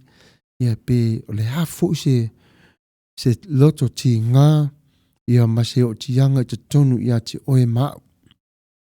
Ta sa vali I le atua e sila fia le lava I le atua wa o iena filifilia oe. Le maneia le nao tato polkalame. Ia fatalo fatu le ia voa faasa. Ia marola vale fatasi mai. Ia na utupili mawafu ia faaftai. Ia lotu ainga amu ia malo lava Jerry po fatupu ia malo lava uso toi mau tili me te whalongo mai ai ia fatalo fatu fo ia Douglas Langford ia malo security whaftaile fatasi mai tarusia oe male ainga I manuele lofa male anga le leit tina fo ai tanu vasa o tina fo ai tanu vasa malotu to tasi whaaloto, ia whaftai lava le mafuta mai le tatou polkalame le nei tō la fiafi, ia o le taimile nei, O le ava vai o tatou foi. Ua se fulu ma le tasi minuta te anere tu la se fulu i le afi afi. Po o le aso whareile. Ia, whai mai le pese Peter Crichton o le upu e iai le mana. Use mai o la whawha.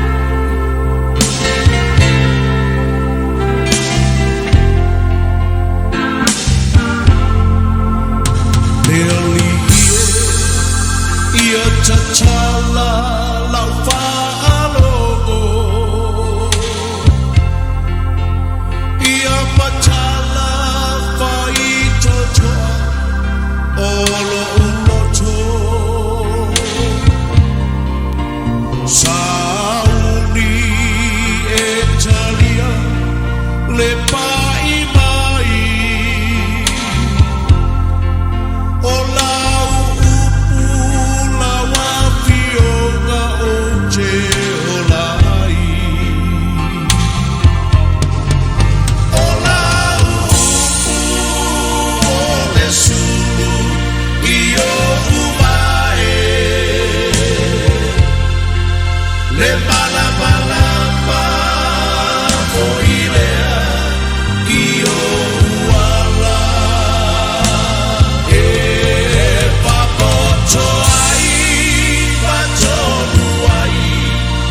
soy puana o la e paia e ai le mana wa o palo i le mai lo fofoga le alie ua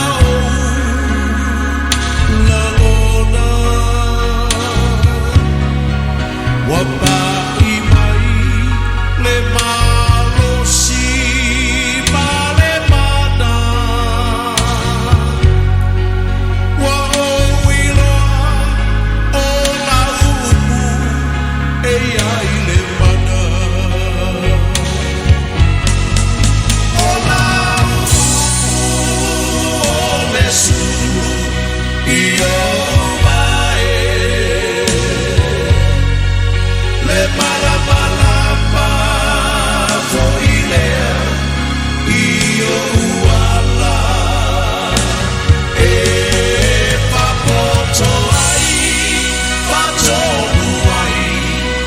soy puana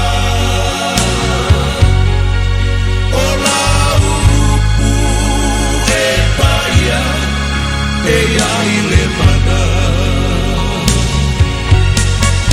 o la o le sulu i o vai le mala mala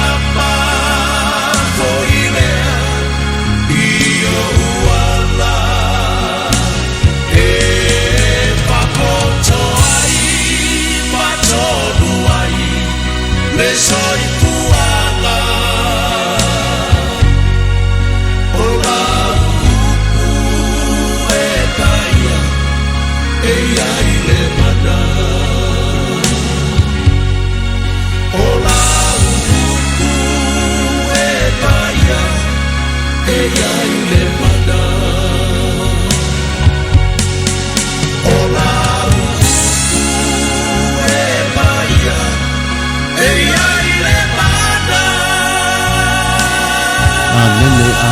Amene o lau upu e pa ia e iai le mana. Ia whaftai malo lava le tato au mafuta le whatasi mai le nei tu la. Ia le nei teimi ia si tato toia siasi atu la i le nganga pa ia le nei tu la. Ma o le tasi leo o vaenga o le tato ni ola. O lo whai lava mangalo i le to tele. E o fo ia te au, e ngalo fo ia te au le telo teimi. Le ngā ruenga le nganga pa ia o lo ngā lue i te tonu ia te au. O lo i au mai ia te au le ami o tonu. O lo au mai ia te au le ngā ruenga sa whaia e Yesu. O au mai te tonu ia te au mere le umalava na whaia e Yesu i le lava tāpena ina e Yesu o lo tātou wala, o lo tātou ona iai nei. Ai le ngata fo i lea, o le the real truth about his life, lea e wolai nei i tātou, ia malona loto ato toa male a ano wha maoni, o lo na angalelei ina ia tā ua o na ola wha tasi, ma ia i le lumanai e wha vau. O lo ia ila le tūlanga le wha pēr tātou te vava ai awa e au ngā tele.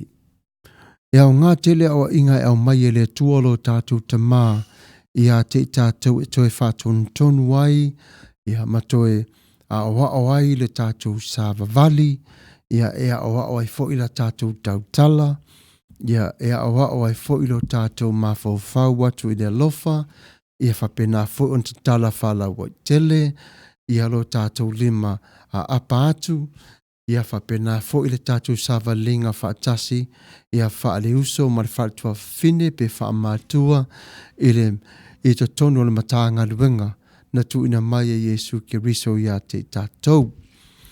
Lala nai au te lele ngang pa ia e avea lea o ia ma se fautua mo oe maau i leo langare nei. E tā ua tele ia te tātou ona iaile ngang pa ia te tonu ia te tātou. Ona fo ia ale aile ngang pa ia te tonu ia te tātou. E whape whea no tātou ona alalanga atu le vi ingo le atua. Ai se tu lo lava olo o tele noa i tātou i la eipa ia o le li, o lo nā nganga. Ia tātou wa ai iai i le mamau, ma le manatu au tu moni, o le mā losi o Yesu, i le taimi le sa o ai o wha sosonga i a Yesu, ina ua maea le baptisonga. Lea sa ta i ai e le nganga pa ia Yesu i utai le vau. E whai ai o wha sosonga le nei a satani. Lea tātou te mori mawina lava. Olo o tupu lai a te tātou i o langa whape nei, i a tūlanga nei. So se tasi lava ua sau i a Yesu. O le nā taimi, e te langona lava le whaangai e tia o le fia le pai maru mai o le li. A o le tasi lai mi nute lolo i lumatu. E te i lava wa o mea te oe langona fo i whape o e le fia. Pe wa e wa tau a mata ona atu lua lo mafau wa a mata ona double mind. O whaaloto to lua. Pe sa o le whiwhilinga, pe moni le whiwhilinga wa e whai. O la ofo tuanga ia te oe. O le taimi tonu lava rena. Ia e manu malo wai. Nā lawa o mai le taimi nā o whaaso songa nā le whili ia te oe. O lana toi sau lava rena. Wa a sau fo e pala ai. O nā le fo le toa mai se anga ngai fitu mato e whaati ngā ina i lava oe. Ina ia vai ai lau tangata. Aua te muri ia Yesu. Ia, o le talala nā le baptiso ngā Yesu. O lo fia i o au iei le tala lea. E au ngā i o te mafo fau iei te mi lava. O te fia lava te e lava o le fia no whap ia mo o mai foi whao so songa. Mo o mai foi whati ngā. Mo o mai foi le whaleanga. O mea lava nei. Na o lava ia Yesu. Lewa i tātou e le whaapea foi la o mea neu tutupu ia te tātou ni mea fau le hai. O mea lava ia sa tutupu mai le aso mua lava ia atama ewa na wala wang sala. Fasolo solo mai foi lava ia so whaapea nei. O tutupu lava mea nei. Na tutupu mea nei ia Yesu. Lala nai e nofo ai Yesu ma tu mau lava Yesu i le lofo ilon tama. Ia tu mau lava i le moni ilona vala a wili aina i ta tono le lalo langile nei ina ia ola oe ma. Ia whatalo whatu usa Jerry whatupu ia talo fise usa ma lo lava.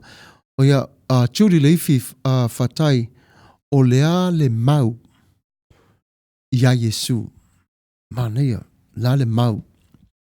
O le ole mau. Mane, ole o whao ngai fo i tātou i Samoa mai whapea mai ole witness. Ole witness nā fo i tonu ia tātou ia Yesu le moli mau. Ole upal tuspa i olo sa mai ole moli mau.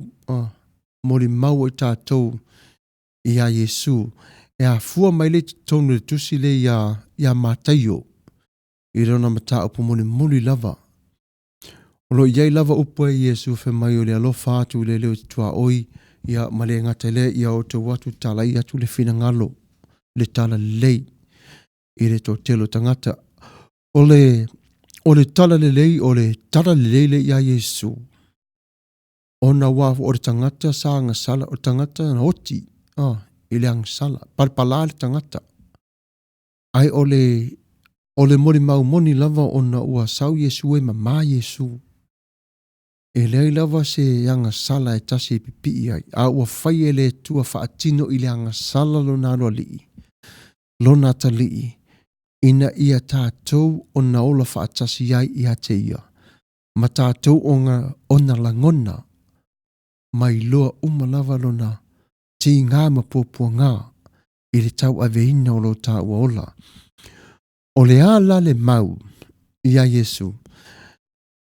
I le o tustu singa o le tele. E tofu alava ia le tu ainga ia ma le mau ia Yesu. Au nofo la uia i la mau ia Yesu. O te tala noa la i le taimi lea i le toiola whanau fawina. O la una ia mau i la ulava tala i te tono lo uolanga. Wa ua whaia Yesu me le lei. Moau. Pilava na ta watu pere to telo le tatu au mafuta ia na o whanau mai au ia le leile a inga sa au wola mai ai ia ala o le vai lava wau ia sa au walo i ta anga o le lalolangi ia sa o langona i o le salamo mo o sau i le li wa vela le na ma mausa li o lo wha moi i le li wa o nofo wau ia ma toi mafo fau ma toi au ili i la umafutanga i le i pe a vela le nā pe o se pine e wha a mau i a te au o la ulava lea tala o te nofo lava au ia ma tau e winga i la wola. Ia o lala le nā o e ta ilo ista ngata ma la tau mau wa ese umalava le au mai e Yesu o le tasi ma le tasi mai i tonu i a te ia e winga e whatasia mai ia. Ia o le tasi vaenga o le mau o lo whaunga ina fo ia o lo to tele fo ia nisa lo whainga luenga o lo ielo la tau ngā luenga o lo mori mau pe lava i la tau i le ia o ngā le li whaola e te tonu ia te i la tau.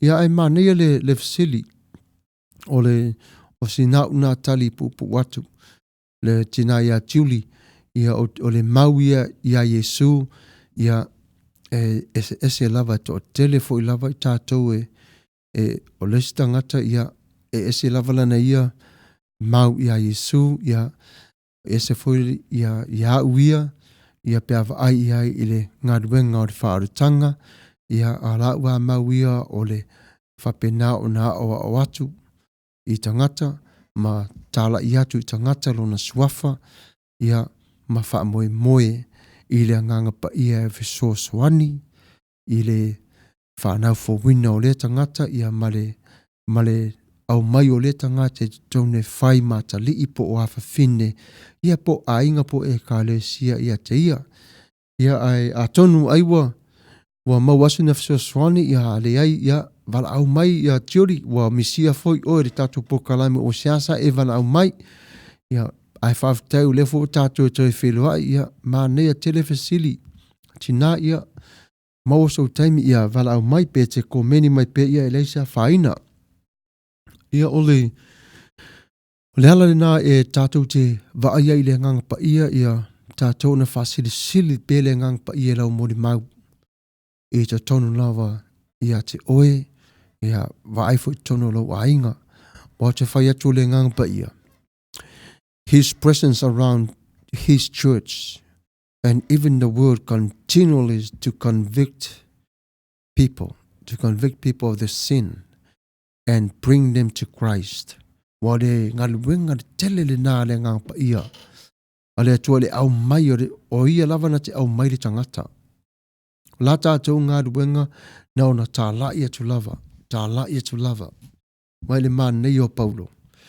Mai foi ai whaalongo fo ia Paulo. So se toi teti lava so se e kālesia lava po se tase tusi ei Paulo.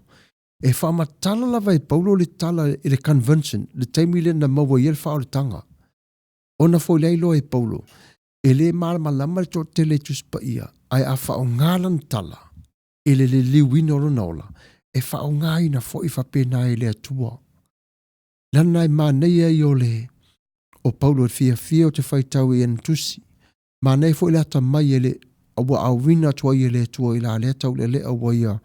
Mawhai a le apostolo mawhai e o na ia. Tu sia ma whao ngāina ai. His life story inside is almost every single writings. Single letters. Ia. O le ngang pa ia. O le ngang pa ia naro so svani ia te tātou. E awa i tātou. Ina ia tātou o na ola i le fia. O la manuia. Ia tātou o na lo na ola i le lofa. Ia maleanga le lei. Ia aru ese mai i whale tonu. Ia pui tātou i ala tu iai o tātou vai. Ia po lea lava, ia o lea tua lava malona whinangalo, o lea lofa lea mo oe maa. Whata to'o whaf, tai le mafuta mai. Keri Creighton, ia ala timu, ia maa lo lava le mafuta mai whatalo whatu. Setu moe whawo, ia maa lo lava. Le mafuta mai le netu la fiafi. Ia tawalii, vai, ia whaf, tai le mafuta mai, ia whaafeloa e te fo i le topa ia mara toma manu. Ia ua loas fun ma le valu nei minute te ai nei le tula se fulu. Ia ai ole a sauli ni atula se pese le tasi e wha maralosi mai maso o tato vai. Ia ma tato lima. Ia ma whai esi nau sa asa. Ia ware nei to la fiafi. Ia au iai lava si nau fesili. Po lea lava le fesili. Ia to mai pe lava tātou te fono whatasi e pe lava. Ia e maua e lava le tātou aile leia le nei tai au.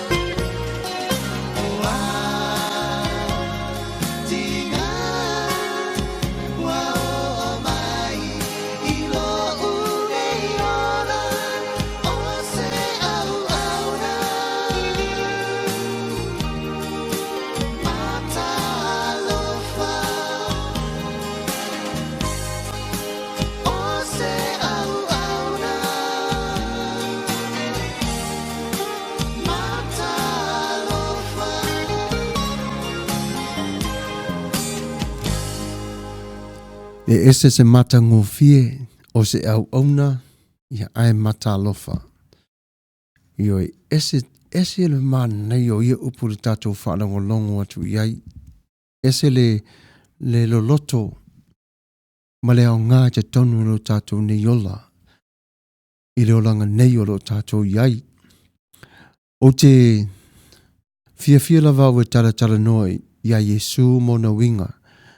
I te tonu lava ia i le uolanga ia atua e fo'i ma le whea ngainga pa ia le atua o lo o tūsi ai te tonu. A tatou wa aila i a Yesu, you know, he is fully God and fully man, which is 100% God, 100% man, you know, in the flesh. O le mania i o le tala no ia Yesu, ona o Yesu sa whanau mai i le ngangpa, ia incarnated by the Holy Spirit through the Virgin Mary. O le au ngare nā o le tātou nofo vava ai i le loto o le fina ngalo le atua i a te oe ma. Ona fo i o Yesu o le taulava le a Paulo iefe mai o Yesu o le a tamulon lua. O le a tamu mua ia tātou sila fia fo i se tātou toia ina matua o a tamu. Ai o le se sengalau a tamu nei e lua. Ono le tamu mua. Sa fai e le tui ona lima. Sa fai e le tua.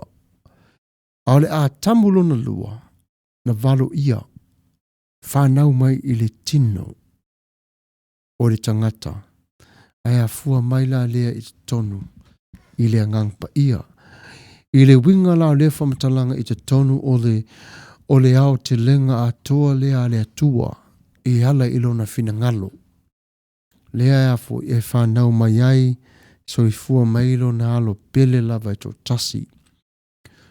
Ona nofolo tātou va ai ai le sosu enga fo te tonu pe a tātou va ai ai le theology o le whaamtalaina o le incarnation o Yesu.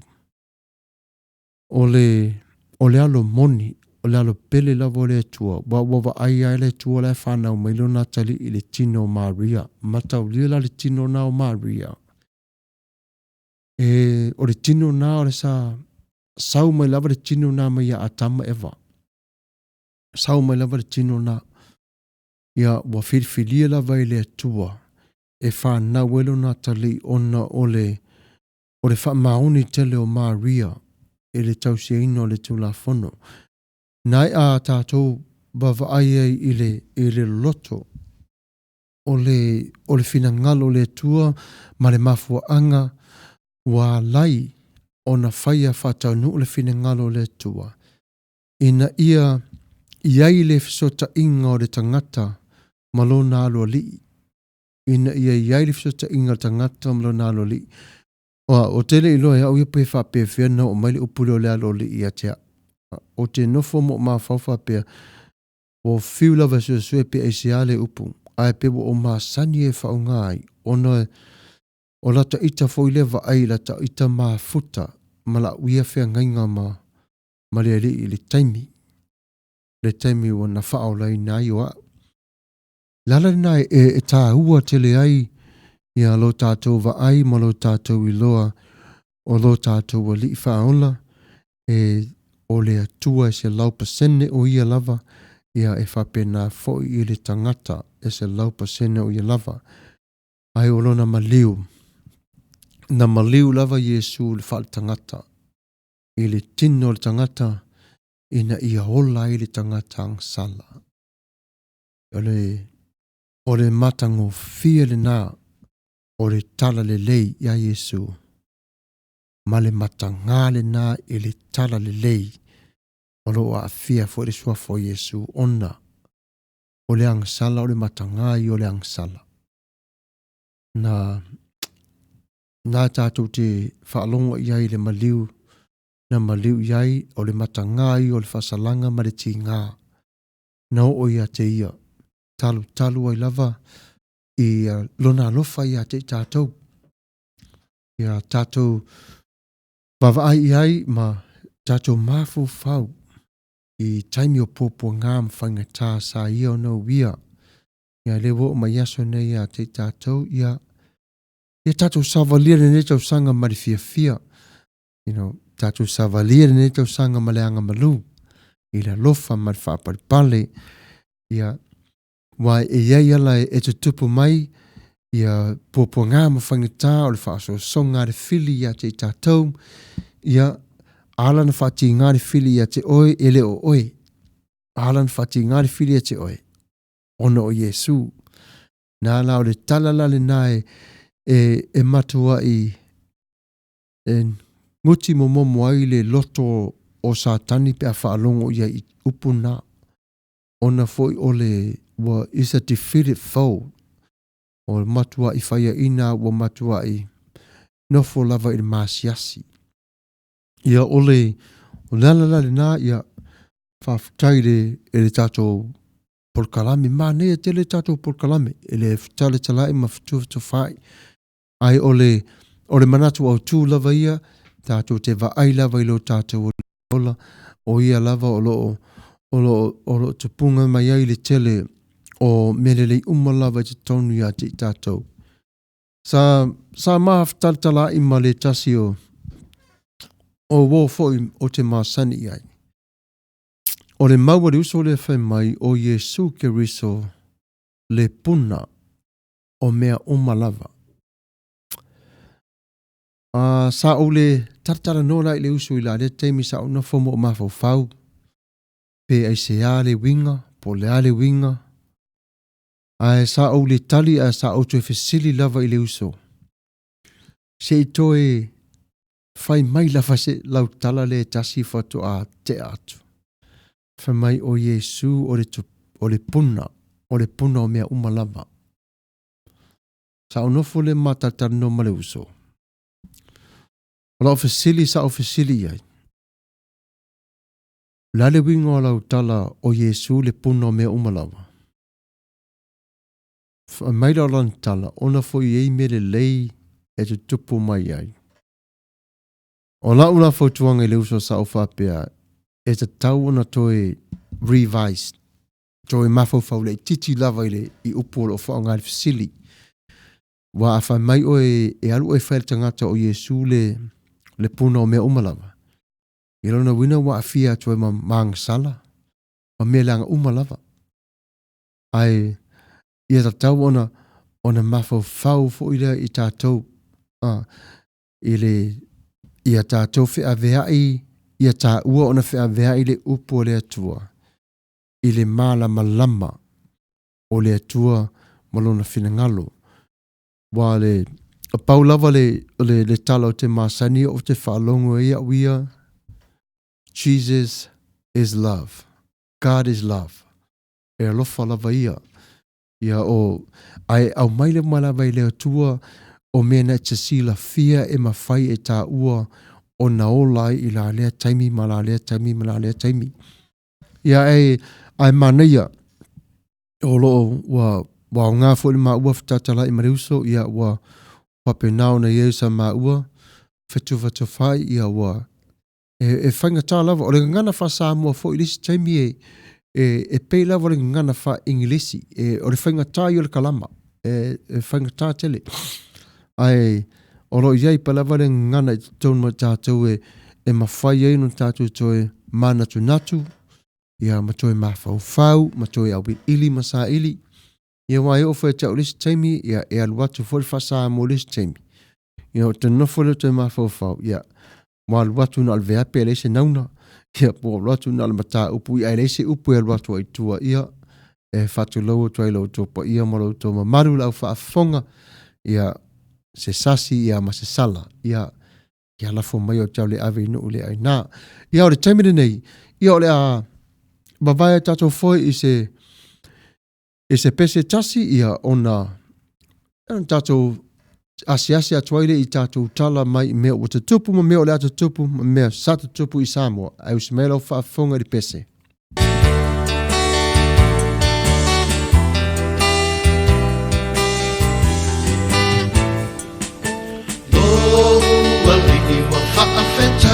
Whaafetai I lo sanga alo whanai lo vai Uai no atino ai I lo taksi pea mai Fia mai a oe Yesu Ya Yesu a eletai ia malu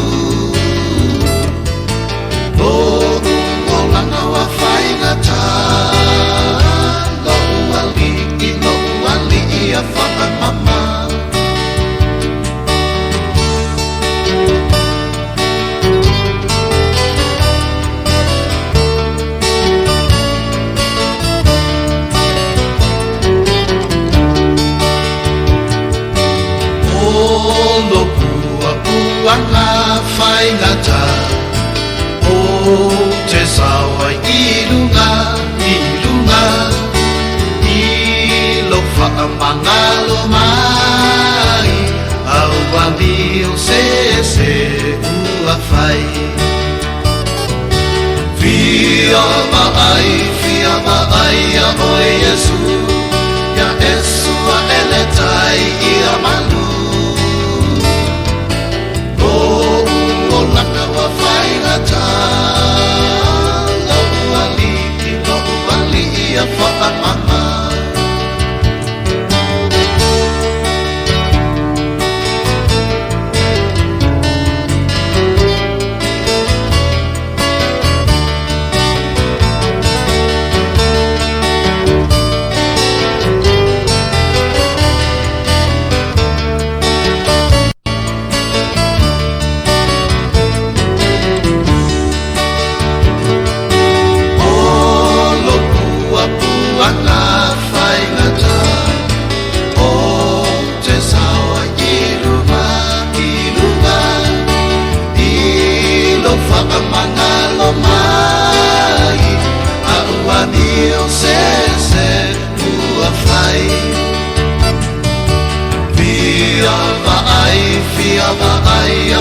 Yesu ya Esua eletai ia malu lo wali iso wala ilo malo lo wali wo salamo fia vai ya o Yesu ya Esua eletai ia malu lo laka wa fai ngata lo wali ia fa mama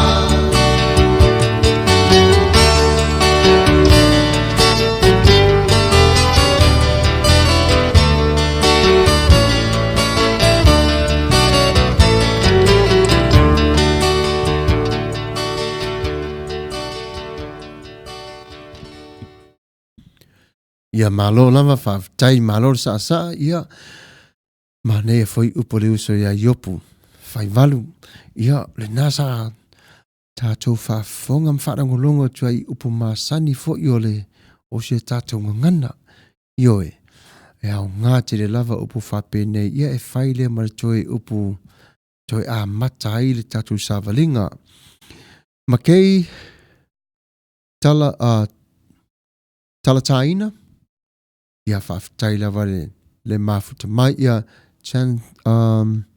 chanisi tak mau o talof ia sorry ia tupai ia malo lava ia setu moi whawo ia malo le mafuta mai uso ia Diana longo Leo Williams ia whaafitai le mafuta mai vita ia kopo ia malo lava le whatu le mafuta mai le tato por kalamere nei lava i tu la ia ua fast for maleva minute te ane le tu la se folu i le po o le asforeile ia whapena foi o tau na i Samoa po whea foi o tau le lalo langi ia o le aso tō na i le nei a te o tau o le leanga na tātou le whai mea mao te le o tau matou le tau nofono foi wawela o tau waso ia e tua iatu mātou ia e lei o sea whaina ia o le nei lai tu la ia o se mai lau whaafonga o pespesenga ia avea le mawha malu, ia o lulu mana i le taimi e whaafonga mai i le tātou watanuu i tala mai i Samoa i mea tutupu ma mea sa tutupu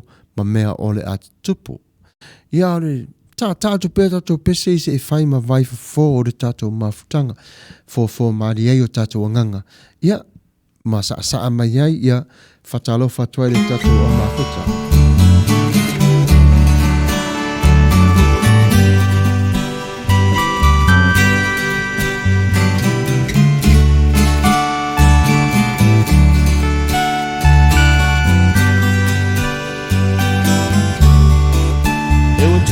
Matangi liuoga o fa'alave lave ua sao pe lava o le aso malo na ngangana pe o le lou malo na fuata se ai o ita e le po mai o nei mau mea wa tutupu mai ai ui i lea o te ono sa i se ia pele tai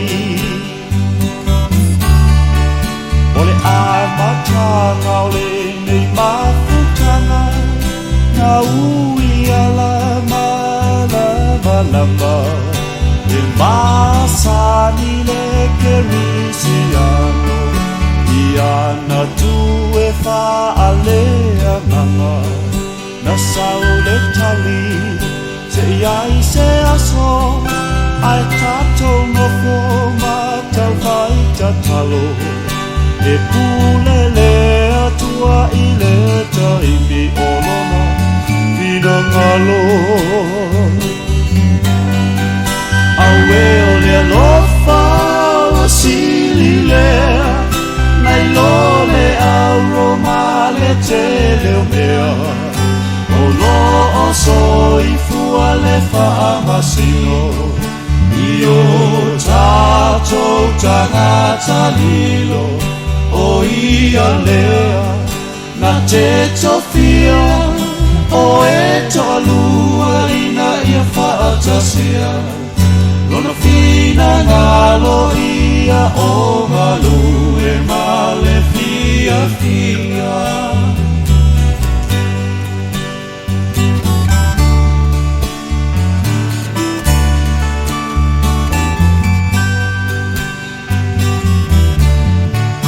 E o fai mai nisi e le tatau e la i titi lona mawhawhau ai mana tua e Samuelu ia Iese malana whanau au e matutua sa malua li'i a e na whaauina lava le wi'i o alau le tua so e ele malamalama ai lava se isi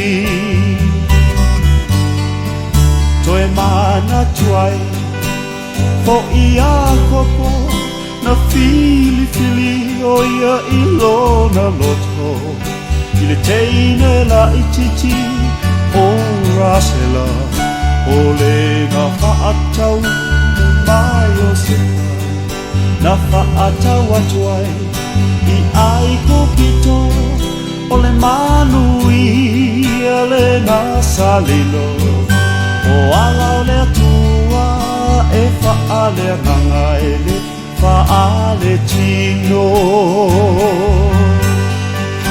aue o le alofa o sili lea nai lole au roma le tele o mea o lo o soifua le whaamasino i o tato tangata lio o ia lea na te tofia o e tolua ina ia whaatosia lona fina ngalo ia o malu e male fia fia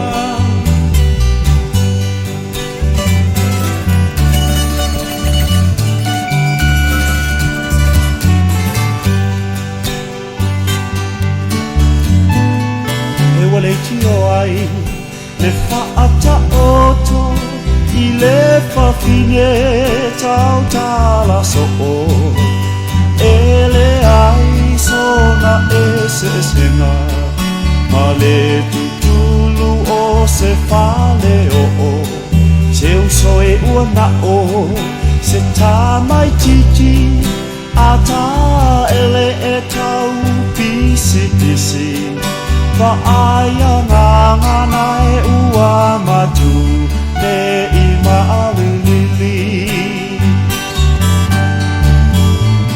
i tai wa afu i le ino sia pe sela au e tu mai ai o ia o se suinga foi la uva ai toto no le e kalesia ai ui ilea o te whaamalosi awa o fuana o le alofa moni tau ulima o e mao mai le langi le tofi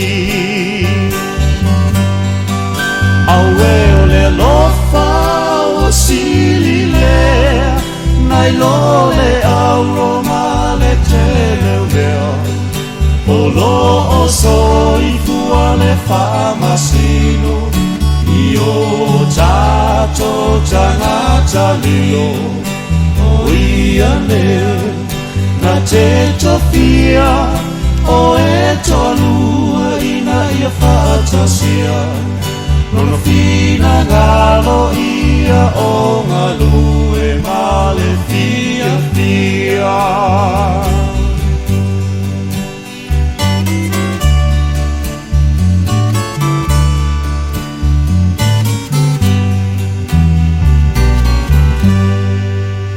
ma walunga pe le viinga o tatou tapa au sili le langi le fo tatou au lia le manuia le nei fo i vaanga le aso fa fe loa mi fa talofa i pa ia ma le lasi lasi o si o tatou wa tunu sa moa o ma fai ona ma mai tatou fa se launga le fo o ma fai ona toe i loa i fie i lunga o le tio o le si ufufonga o le tai au fou ma lo lava le taua tai i tiu te ma faiva o lo whenga iai, ia lo mai o le nisi neo whapoponga o tātou tala mai Samoa. O le tumu atu a tātou tala o le so na tāpunia alo iai, le vai aso anga pongi matalo sanga, le whatau teia lea sauninga, ile mau te talo le malo, ile mongo vaya, na wai mai ele pa ia fa le malo, ma le tele o whaurulunga o matanga nuenga ese le malo. O le susunga i le whawhengainga o le Ekalesia Protestano, le susunga ia no au sala siosi na ia ta ia le sauninga. Ia tulanga o le sotanga o tatalo ma ana pongi o le whataua nau ma le uio i le atua ina ia lofa mai tu sai ma to tunga ma mawhatianga na o i tangata. Ia fia i le nā le tulanga o le whalongolongo atu i le atua ini whawhita uli o whamalu manu mai o wa fia ai i le ngā taimi. I le wai ta upu o le tusi ne mia o lo tusi ai le tatalo ma le ana pongi ne mia ona o lona mawhatianga talu ai le tala wa ia maua Jerusalema o lo tu i tulanga whatama ia ona pa o uma ona whasa o loto atu i la tau ai o nofo le singa wenga i whai saula na uso e asi mai o ia i le mea sa avea e matau tuaina le tupu ai sau fesili atu whai mai o lo le tūranga le leilanga sa mawhatia ne mia sa tatalo ne mia maloi mata ma ana pongi ma whato ese e avea ai ia ma sui o ona tangata ina ia lofa mai le atua ia lato na o lava le nei tūlanga i le ai o se teimi e malolo ai o ia ai mainu. O se whaatusa lea le taitai o le sauninga i le vai teimi o anga poni matalo sanga. O tolu sifulu ai nei tau sanga talu ona taitai o pea i le mawhatanga so whaatasi a Ekalesia i le atu nou i a amatanga uma o tau sanga taitasi e tumu ai tiu te mga luenga whai a le tātou malo e tumu ai i le atua ai maisi lava o le talo sanga ina o le mana o le sili ese le atua tolu tasi pa ia pui Samoa mai matangi mawha ai maisi lava o so se whaalave whaale nātura o fofo mai isi o tātou atu nou. O nisi o tātou tala ua sauni le vanga whaapufai o le tautua o Samoa le presidente e le fionga i a luanga lau a fualo Salele Woods e taita ia le malo i le isi whai ngā pālota i le lua afe lua se fulu malitasi o le sola lean whaasala lau whaalau e tele ai e le taita i o le vanga whaapufai o le tautua o Samoa e whaase fulu iwa sui ua tāpena mo i tū malo umalava o le antunou la tau te suia le whai ngā malo. Whaalia e le taitai le fionga i a luanga lau ua tatau ona whaise suenga pe a fuatu i mea o lo tutupu mai talu ona taitai e le tunu e le vanga whaapufai o le HRPP whapea fo i ona taitai ina e le fionga tu le epa na ioti whatia lofa au e lua ai ono lupesele ai sa i lele mali e le ngoi na matua au mai malosi lava e le taitai o le vaenga whaapufai le matua te tau lava lea i le malo o na sua ina le whaatupu la ia whaafua o le pepesi ai o le whaamai o le misela ma ua maali wai le to tele o le antunu ai me se lava o le whana witi ua whaalia fo i e luanga lau a whai lava o te tau na whaamawai uma o i lātou e a whia i nei suenga ua hala te tau ma tala whengai ai aua nei toi na nā ina i le malo e pei o le tele o nisi o mataupu o lo a whia i le au whenga luenga ai me se lava i lātou o whaaululunga o le matanga luenga. O le mauri a tautua Samoa tau le whai po nisa sua tau le whai o ia le atua ia i le la atua ia i le vasu tau o la ia mama o i tali atu i le whai o na whapet tu lai mai o le taitai la tu o na whai le le whonga wape ai salu i lalo le whanga ia le tele o le numi le ia e le tau le malama o mea e le ia mautinoa o nei tautu. Saunanga lea le taitai o le tautua Samoa le fionga luanga lau a fualo Salele Woods na whaalia foi e sta mamatua o le vanga whaapufai ale tautua o Samoa le fionga ia tanga loa pita na ia sau noa i le mata upu lava le nei o le misela na fautua ina ele soifua malolo ina o le lalolangi le WHO le tātou matanga luenga o le soifua malolo ina ile masina o mati ile tausanga nei lava ile pa umau lalo ai lea o le whaatino ina o tui pui pui o le whanau lea whatoa fai ia novema ai siana le vave ngā ioi ai le matanga luenga o le soifua malolo ina o le whaanoanoanga lea i le fionga i le papa le fionga tanga loa pita ina ua le ngā ioi le tātou ofisa o le soifua malolo ina ina ua longo ina mai e le WHO le pa umau lalo le tolu 10% o i la tau na whaia tui pui pui i le masina o mati a o le whatoa ngā ioi le malo o pesi le whaamai i le masina o novema ua whaalia manino nei la e le vanga whaapufai o le tautua o Samoa a whai loa e le ai se suenga whaapitoa i le mafuanga o le whaamai o le misela o lona winga ua mauti noa le manu malo ai o le tautua Samoa i le palota o le luafe lua se fulu ma le tasi ia tātou talia ia lupe o maunu pe o le upu ia po le afo ini momonga o le vanga whaapufai o le tautua o Samoa o nisi o tala ua whaaseale to o tele o le mamalu mo le pa ia o le atunuu i lunga o penga ta whailangi o na o le taungata o le fast food tala le to tongi le whalimai pe a whai e te malanga atu ua le iloa lau pepa tui ai te fia whaia sau pepa e whafou a whai fo i la e tāpā sau pepa fou ia e fase fulu fo i tala ua va ia le whaatumulia o le vaenga o whaamaumaunga o le whalimai i le mamalu o le atunuu e au tova atu e fia whaia pepa tui o ala tau whanau. Ua lava le tāpena atu, o alo ma whanau le tunu, mo sauni atu ia o onga, i le amatanga o le nei tau sanga. Ona o le tūlana whona fau o le malo, e le talia se tamatiti, pe a whai, e le whaalia atu sana pepa tui. Whaalia la le te te tele o le tunu, e le ngata i le tuai o na whaatino o ngā luenga le matanga luenga, ai whape foi, ua su e tupe le matanga luenga, i le mamalu o le tunu. Ua iai foi se whaasilisilanga le matanga luenga, o le atau mawhai e o atu, inisi o nuu i tua. E whaatino ai le whaia lea o pepa tui o le whanau, e tau fiofia ai, le tumu mai i le whale mai. Ua whape foi o na sau noa, le fionga i le minista o le matanga luenga, le fionga whai malo kika a kau. O le a ia vai tutoa i le tūlanga, ma o le a fono le pūlenga, e tu sai male nei mata upu ua tūlai mai, i le whaasea le tunu i le whale mai. O nisi o tātou tala, o nisi o alo ma whanau le tunu o lo lawi loa, i le tāleni o le pese i tutonu o New Zealand ma au se tālia, ua lātou whaatuina nei, se lātou whaala potonga, ua whaingoina I love Samoa, o le a whaatinoina se lātou koneseti, e tu whaatasi ai se leni au ina mai Samoa nei, e whasosoane atu ai, iai lātou uma o e saa fia, i le wha mai o le misela. O nei au whai pese, e a fia ai le adita, Annie Kramer, lole uso lii, whape ai malipuni ala waa. Whape foi nisi o lii lau pese lau iloa, le susunga ea savage, mas wits.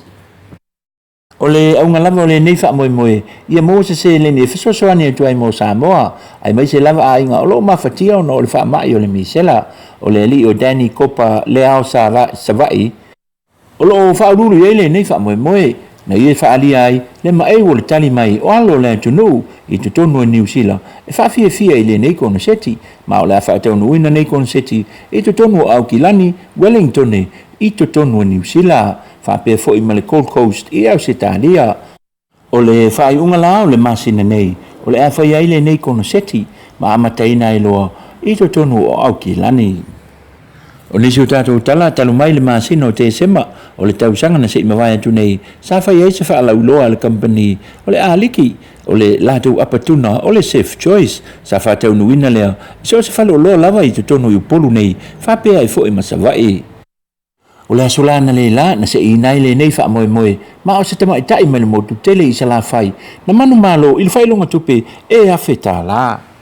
O nisi o le mamalo le tunu na maua la tau whailonga, e se fulu whailonga, e tai lima se lau tā la, whapea i fo i male tele o isi whailonga whapitoa.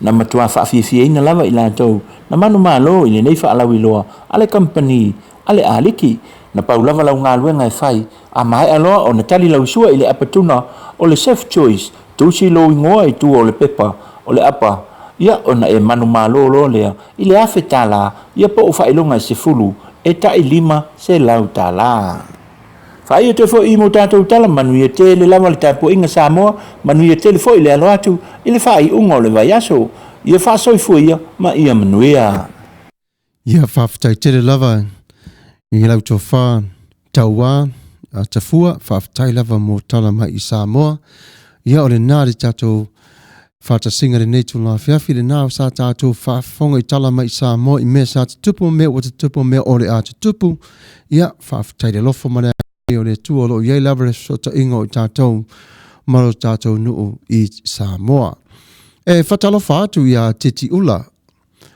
tu inga mala ia whaftai lava malo lava uso o e lava o le leo si ufonga malu fo i o le porkalama o le tio Samoa me New Zealand ia whaftai lava le mafuta mai uso ia a vele tātou mafutanga whai pēr ia malo lava le awaunanga mai le nai tuar ke lope ana kose whatalofa mwhawhelo i atu i lau sunga Pastor Whangarilo Samuelu ala popo tua vau Matafeo vi ia le anga le lei o le tapa au le langi ona ua maua le avanoa ta ua e toe whailoa i atuai i lau sunga malo le tautua i le atanu ai tau nane le atua malona malo manuia le awaunanga i le nei a fiafi whatalo whātu fo i le pa ia malu i le sauwha inga o le soft ia mai le tautua ia mai le tautua whawhatai tele lava i le mafuta mai talofa luana nawa ia talofa lava le tua fine ia o luana nawa tasi na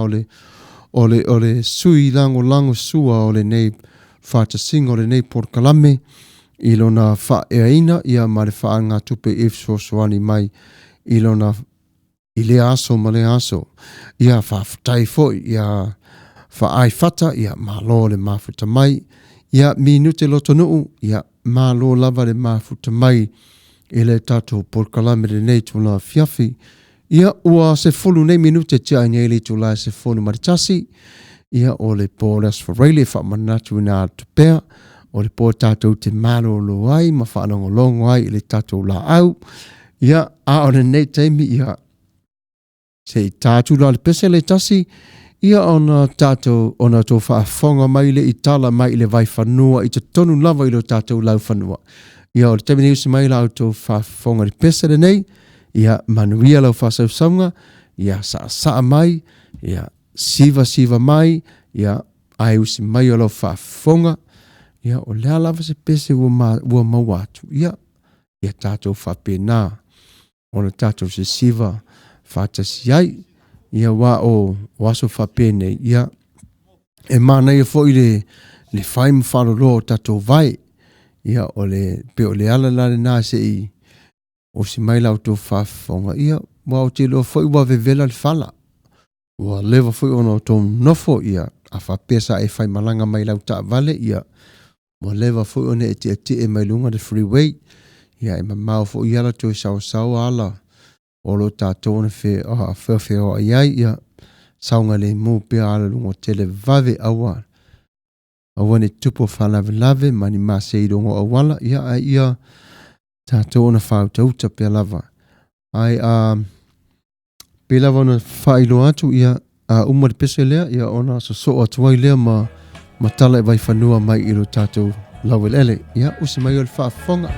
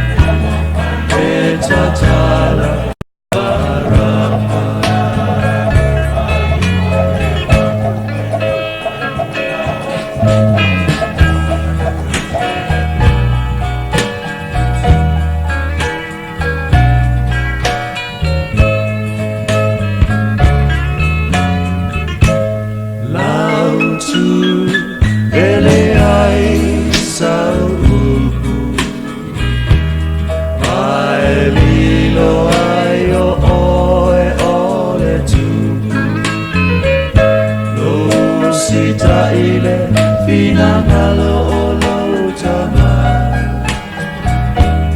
ina iyo taulu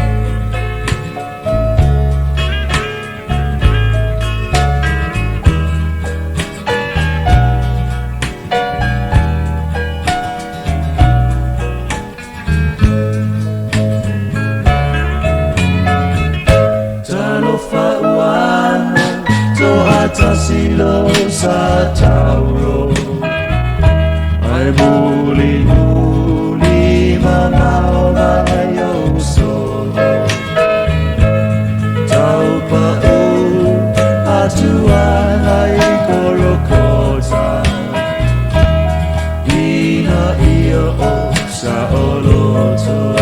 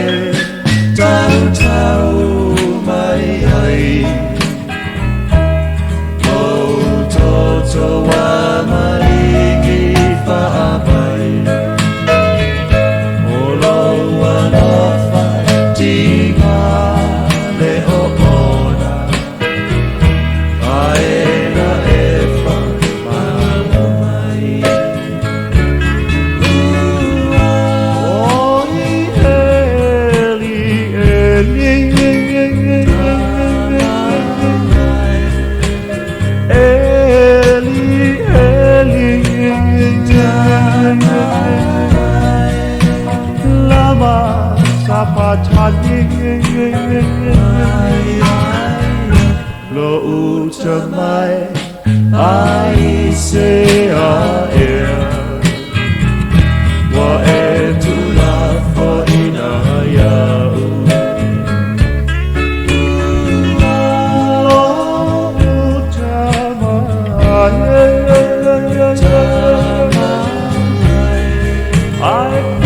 ina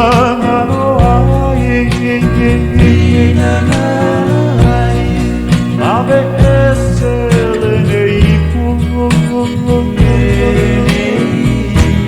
ai awa e ifaya la bulosko a olo finangalo ai awa e ifaya la bulosko a olo finangalo Ia whaafitai mana ia tele le whanangolongo atu I leo o tamatuai o ia le mana ia fo i o la tau whātunga ia ma la tau upu whala I au ia le ngata I le ano moni lava o le tala le lei. Ia o le temele nei ia usi mai o lau whaafonga I tala me le vai whanua I sa tono America nei. Asa lulu Januari asa valu o loa se lau, o le lua afe ma le lua se folu, sa tupu ai o se whalave lave beto, sili lava na matu ia I ta tonu o Ukraine. O la lea whalave lave sa le potia mai ta tonu whapea e le toa tele o ila tonu mali liu I le vaalele, se lau fetus fu maleono o le pasese, sa whapea na o na pā I lunga le ea, ma feoti ma mali liu o mai, le ai ma se tasi na ola. Wata ua mai te tono foi o tala li lipoti mai, whapea na tu ua e le vaalele le malai vaalele i Teflon. Na ua ilunga le vaalele pe fitu male afe, o futu ilunga ai whapea na ona toi whana ilalo e le malo i rane. O lo whainesu e suenga le malo Amerika ato ai fo i male lau tele o malo ese male au whatasi, pe ai se a le mafu na whana ai e Iran ilalo, le vaalele sa whaamue mo le whainga malanga mo Ukraine, ina ia saunga le muai o le tō tele. O i lātou umalava o a fia i te tonu o le nesu e suenga o le malo a su e Amerika, whapena fo i male whale pai i te tonu lava o le FBI station o lātou ia o lo whaia nei au nanga atoa i le mai tonu lava o le tali, pe ICA le mafuanga o la le a whalawe lave. O lo te pe lava, Iran la le mata upu, o la lātou mori mau ele o i lātou na whanaina o le nei vaalele i lalo, e le aimo so lātou i loa po waina whanaina i lalo. O le li poti mai te tonu i le whale pai o Amerika whapea ua maua i lātou le mafua anga. O le a favor lau varu se fulu, sa whapena o na seni ai o le whengainga Amerika mai Iran, awa nei lātou o na whaonga ina o nei pomu, po nei fo i whana mai na whaatau mai i te tonu olo sia.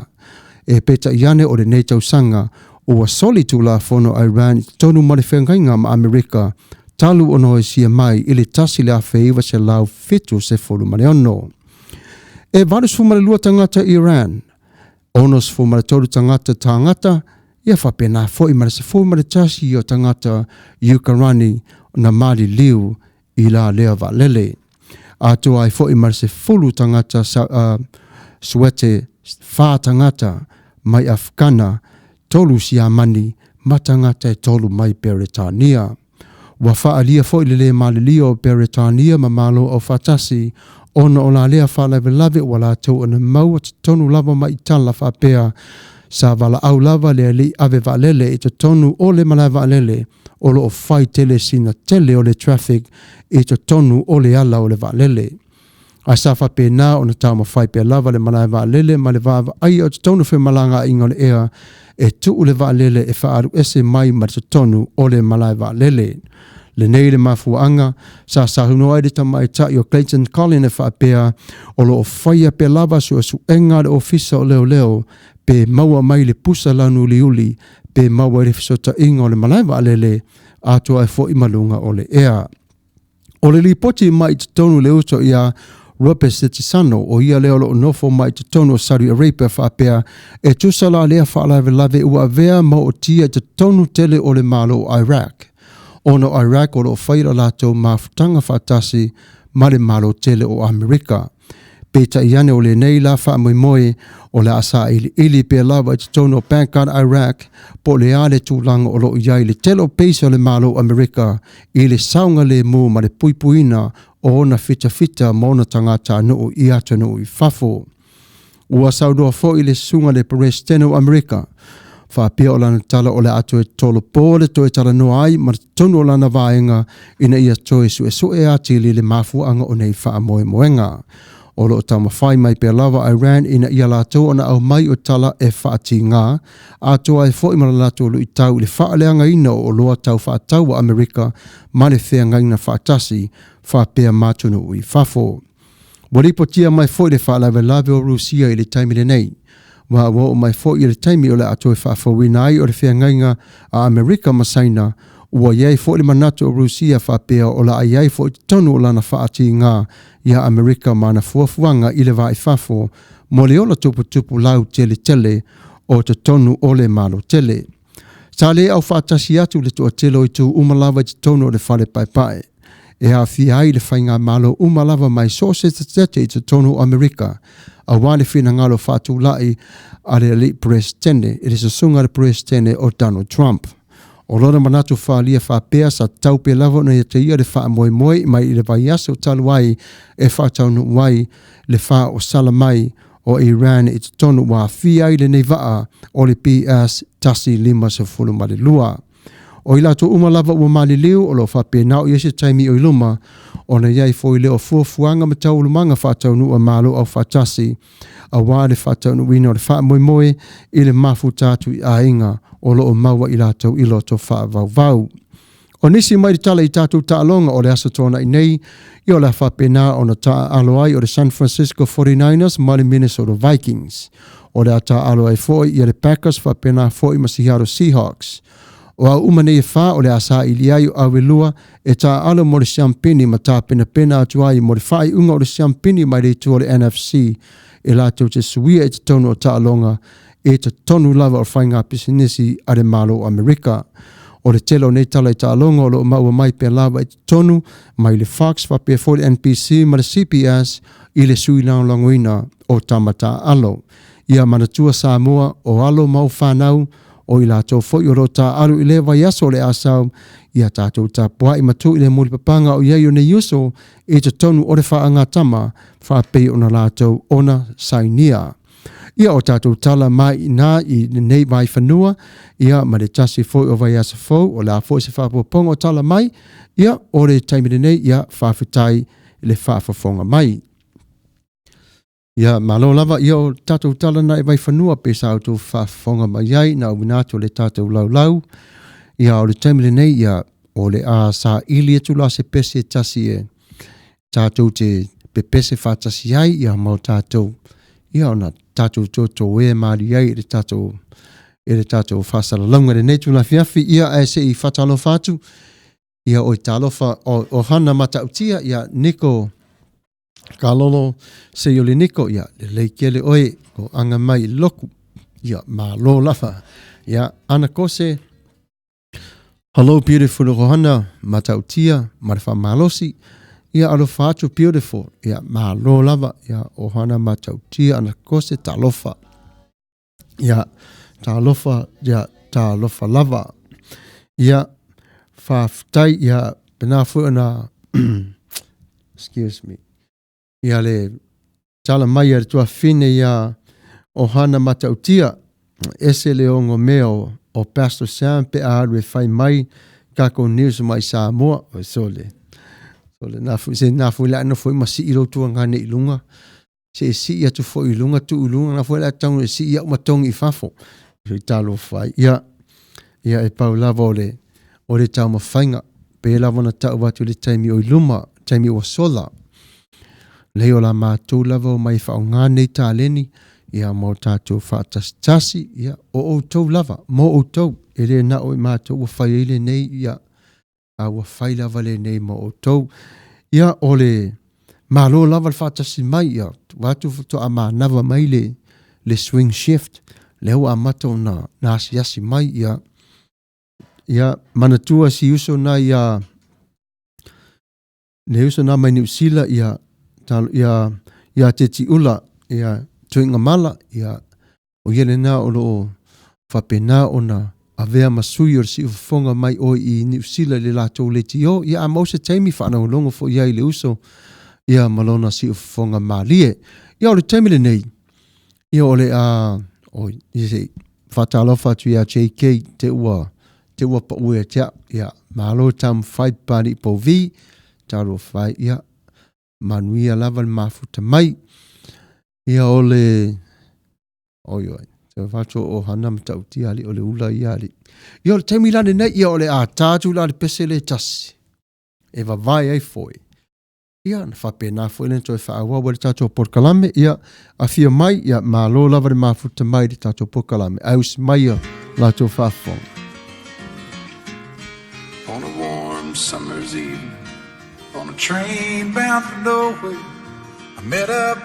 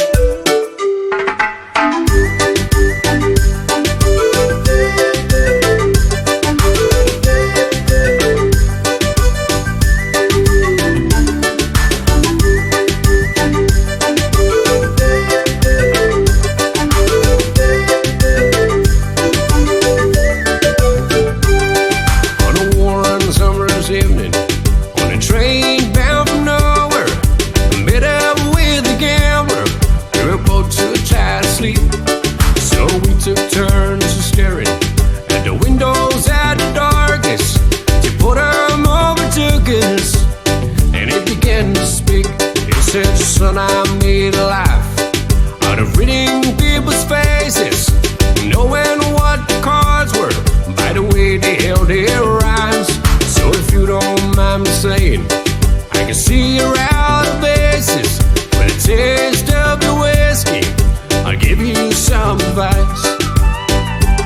So I handed him my bottle, and he drank down my last swallow. Then he bummed a cigarette and asked me for a light. And the night got deadly quiet, and his face lost all expression. Said, if you're gonna play the game, boy, you gotta learn to play it right. You got to know when to hold on, know when to fold them, know when to walk away, know when to run. You never count your money when you're sitting at a table. There'll be time enough for counting when the dealing's done.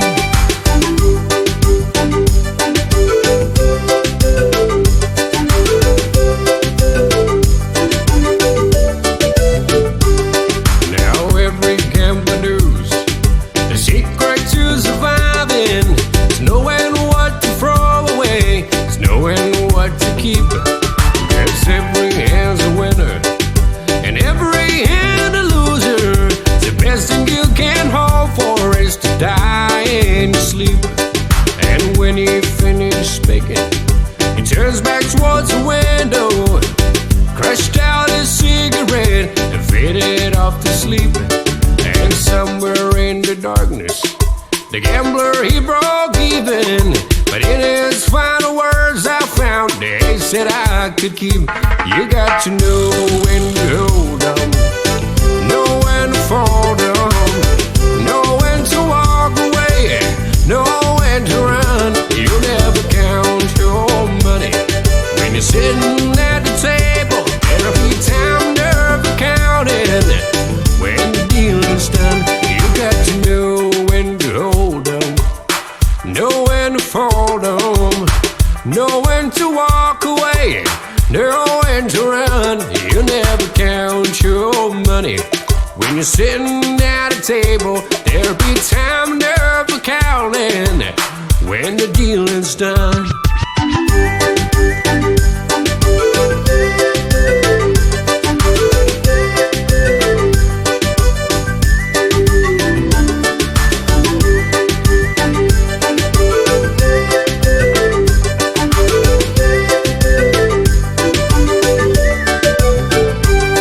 Sole, se o te whai atu sole le tale ni o lea tamo Sam sole tiu kon. Whawhetai I le ali I mā neia lau tā leni, mā neia fo I leo leo, ia le newa mātou ona o le au ngā I o tā leni pese. E vi ia I le atua, o te whawhetai au ia I le atua I lau tā leni uso. Whawhetai le whao ngā ina, le vala au lio o le nei lau langi o ta whaalongo e fo I le mā neia o lau si ufonga. Ia o la mātou lava a whaamanu yanga ia pui pe lava le atua I lau leo. Ia whao ngā pe lava lau leo e au na tuai mo ia. Ia ana kose whai mai o hana o tamasa saa ia mai le noe e whai me mo whai. Ia mā ro lava o isfode. Ia nā fo ino whai atu e si I fo ia o ilunga o lua tongi au I whafo. Ai le si ia sao fo ilunga tātou. Ia ole ia se I whaas ngā so solo tu pere tātou. Ia mālo singi popi oi. Lau pepe ia whaftai mālo lava e whatasi mai le tātou por kalame le nei tō la fiafi. Ia ai fu whaapea mai le lau NFC sole. Watu pe e ula mai whaife au le lana 49ers lana au. John Petelo, ia mālo le mafuta mai uso tālofa lava. Ia, oi, ia. Ma le tasi le nei o tū le tātou au mafuta, awane I ngalo ia te tātou February le aso lua se fulmaliva, ia mati le aso mua mua. I ta alonga le manu sa moa, o le a whaia le I ta tono o le a ai o ka sone. O nei ta alonga o le a matua I moli mawina ai, ta leni o alo ma whanau, o ainga.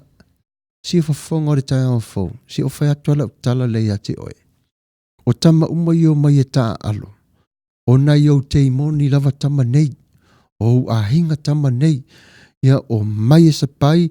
Ia e tui loa fo e ma mao lava fo i le meo o tona nufo ai. Ia a mai pe lau wha malo. Ia ma futa mai le tato por kalame. Ia o lea fo i lava ta talo mo i la tau. Tato ta talo i le tua. Ia mau e tama le ta alo. Awane ta alo le tino. A ia ta alo i la tau le la tau ta leni. Ma file muai o ta alonga. Ia ole 7 le sai i Las Vegas. Sai lunga i Las Vegas. A lewa a mai i lalo i nei i lalo o le whianganga mali lianga o le laka piuni atoa e a mai e whai nei te tonu i kasio nei kosen. O le manaia la lea o le aua e fwere to telo i tātou i Samo nei. Ia e mata ma whiroa ia tuai nei tamata alo. Ia o le a tātou fo i sausi aso o luma ia whapena o na tātou. Ia pu e ata whaatasi mana yuso ia mawhai a onga. Ia mare tai i o le au. Ia ona whapena e fo i leo na whaopopo le telo mea tātou te fia whaatasi ai. Ia manei na yuso ia malo lātou mafuta mai e tu sai i le lātou talonga. Ai ona le tātou polkalame e whirwhilia oe e le tua. Whe mai e peru, se fulu whai upa fulu, a wā ua tātou i loa, le na whetalai mai, o loo whapea mai le li, o ia te au le taui masui. O te taui atu. I le mā lea e whaamasino e lea li i lava lana nu. E whaamasino lana lava nu. E whai uma lava i le tua. E whaamasino lava i le tua lona nu. Ia e moni lava o lona nu o Israelu. Ai whape whea oe. O oe whoi o le tonu o le nu o le tua. O le whautuanga o mai tele tonu i le mata upu lea. E tāua tele ia te tātou o nana nufo whea whani matausi o le file mo ma wheawa tai o le tasi i le tasi. Ona ole so tuli, mare so toto, mare so tino, mare so iwi. Ole atua lava na ia whirwhilia oe, ma vala a wina oe e tusahai malona fina ngalo. E whapena foi ona ia i loa le ola o lo tātou ona ola whatasi ai i le fia male oli. E ei taimi o pōpua ngā mawhaingta i e foi taimi o leo langa e le pāleni ma la tātou na nofo. E o fo i la tā ua tū mara sa vali. Ai leise me o iai. O lo iai le tū o lo ia o lo na tā fiofi mai whaape o i o se te o se la aua e te pa ua tuai o le la au lo ia o na te te mai i ati oe awane e pa ua tu i le pala fe. Le lofa la ma le anga le leo le tua mo tātou. O le tangata maloma natu e sa o lava ia. Ai le loa le tangata o lona se le nā. Ai sea, ona fo i lo wha moe lava tangata ia i te tonu i lana ia lava wha masinonga, ai le ova ai i le lau tele le wha masinonga, a le atua i a te ia. O le wha masinonga leo lo tā ua i te tonu ia e Peru, o le wha masinonga le e ave ese mai e le atua, o mea o lo wha le tonu mai te tonu i a te oe. Ave ese mai e le atua mea e lea o ngā i te tonu i a te oe. Peila o le wha masinonga wa Samuelu. O le whamasinonga o una whai ele atua. Ave ese mai le ava malosi. Ia o ioi. Ave ese mai le tapaa. Ia o ioi. Ave ese mai le tuina nau o le lalolangi. Ua o ioi. Ai tu ulava ele atua. Le fia. Le oli. Ma le loto sala mo. I ta tonu ia tia, ma le tele lava o isi fo linga na whaia i le tua. O le whamasinonga na leo lo talano ai le tua. E pui ai le tua o e maa oa ai le tua o e i le o langa o lo ta ua o na o lai nei. Aua ne ia te i ta ua whaape i fo lava i o ta ua loto. E ma whaia i ta ua o na whaia o se me e tasi. Pea ta ua loto ngak tasi. Ai leo fina ngalo ai le tua. E mawhai lava i le tua na toi sui maa ese. Ai leo le nā foi, e tate whaia lava, ia ai le hi u lava i se le lei. O le manatu o tūna ma le wha moe moe ina ia tātou o na mataala ma toe vava ai atu i le lale leo le atua. I ona fōlinga alofa ia te oe maa. E ai ese mea o te le mali ai i le tas tangata i oi, o le nā tura lava le nā tangata ia. E ai le tas o le vaenga ia e te le malia tua i le tas tangata. E awalani a vea le nā mai tūwha pia e vala ai lo tātou vana nofo. Tusa lava pē tātou te le maali lia i mea uma tātou te whai, a ia tātou o na whenlango mai, tausi ma le file mū.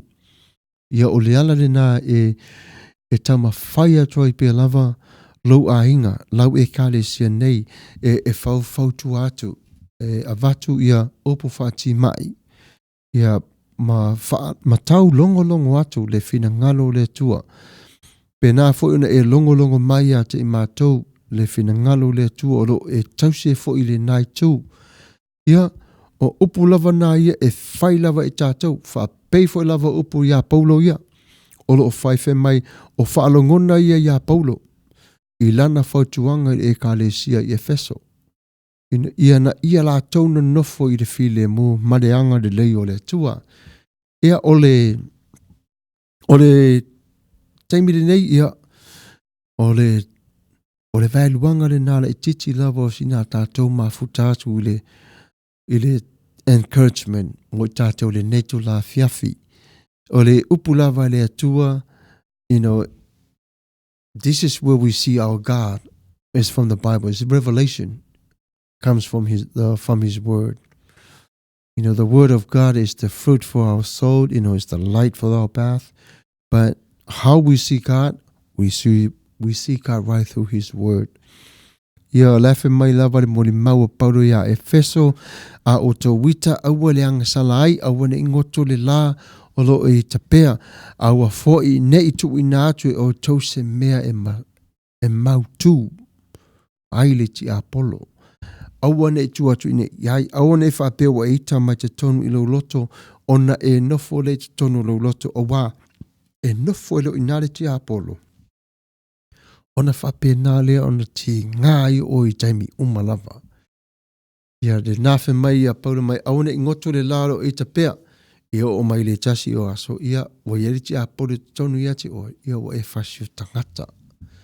I le winga lana na are o le hita, ia o le tele upu masoa, ma upu ma mafa, ia ma le laulau whaiva, ona laulau whaiva o le matua i maai lava, e maai tele, ia o le tasi le nao encouragement for tātou, ai se tūri matai pere tātou taimi o na ua fase folo minute te ene le itu la e se folo maritasi, ia o le se saunia se pese lea e tasi ma o tau, ia e fase, whaalu atuari tātou por kalame re neitu la fiafi e wā ua ia wale toi mau fute taimi ia wato e fast full ma le 2 minute ia na whapena fuile on tātou tau mawai ma te tea ia wā ua atua i nāre whao i tu la o le tātou por kalame ia ai e mamore tupe lava le nganga whaafitai tele lava i le au mafuta ia whaafitai lava i la utou ngā ruenga whita i le aso ma le aso i te tono o tātou ainga ia maso e kali sia o lo utou iai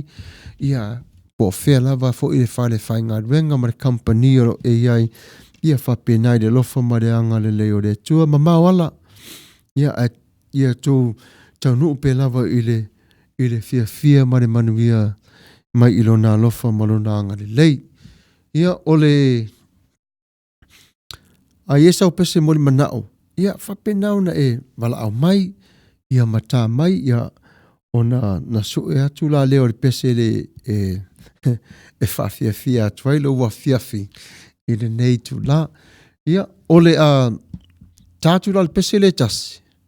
Ia no toe so atuai leo nisi o tātou upu mai na whionga pa ia le tua iau ngā tātou te tala no ai. Ia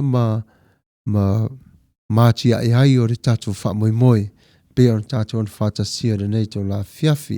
E whiriwhiri oi e le tua, si whafonga o le tai au for Radio Samoa, usi mai o lau whafonga i le nei peso saunia mo o tau.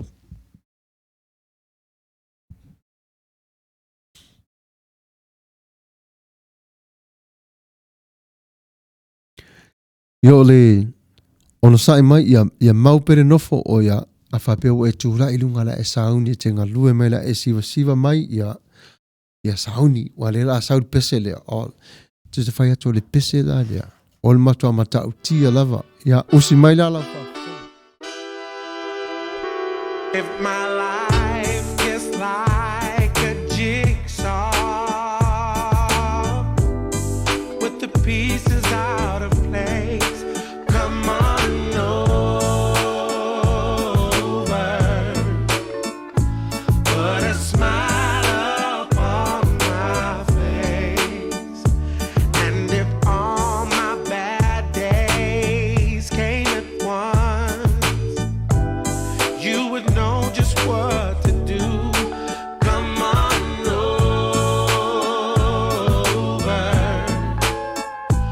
Only you can see me through.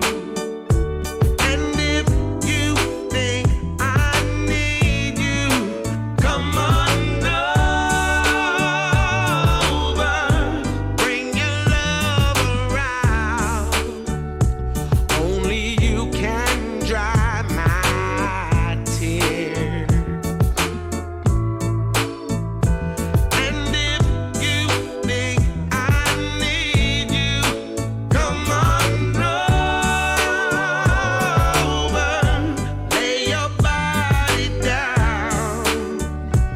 You know I will be here. Bring your love around. So take it easy and come on over. So let me show you why you wanna be alone. Give me satisfaction every time you come around. Because you're standing with 2 feet on the ground. Come on. When I cannot see in front of me,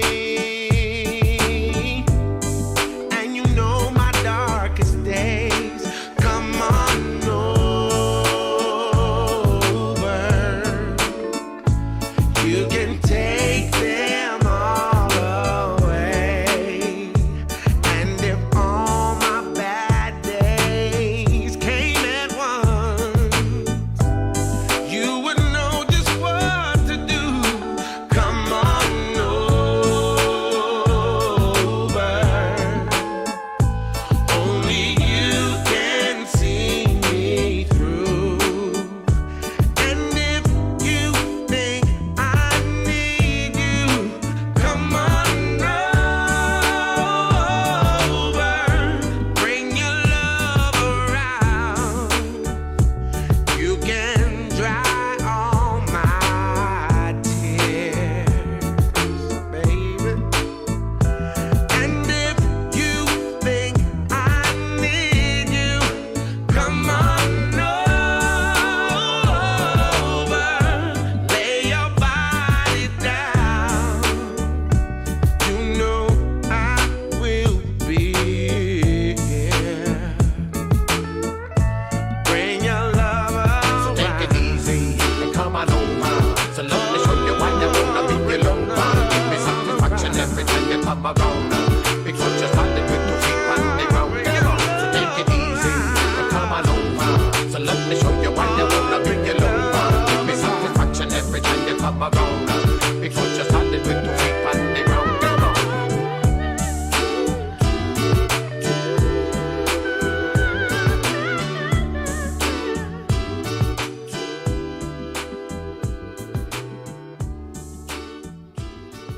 lava ia whaafitai lava le tato o mafuta le whatasi mai le nei lava i tupo ia malo lava le tapua i mai whaafero ia tufo i le mafuta mai le tua fine ia tala peili ia malo lava le mafuta mai le nei tu la fiafi tiuli whatai ia whaafitai lava le mafuta mai le tato porkalame le nei tu la fiafi ia ai se i turi matai atu pia lava le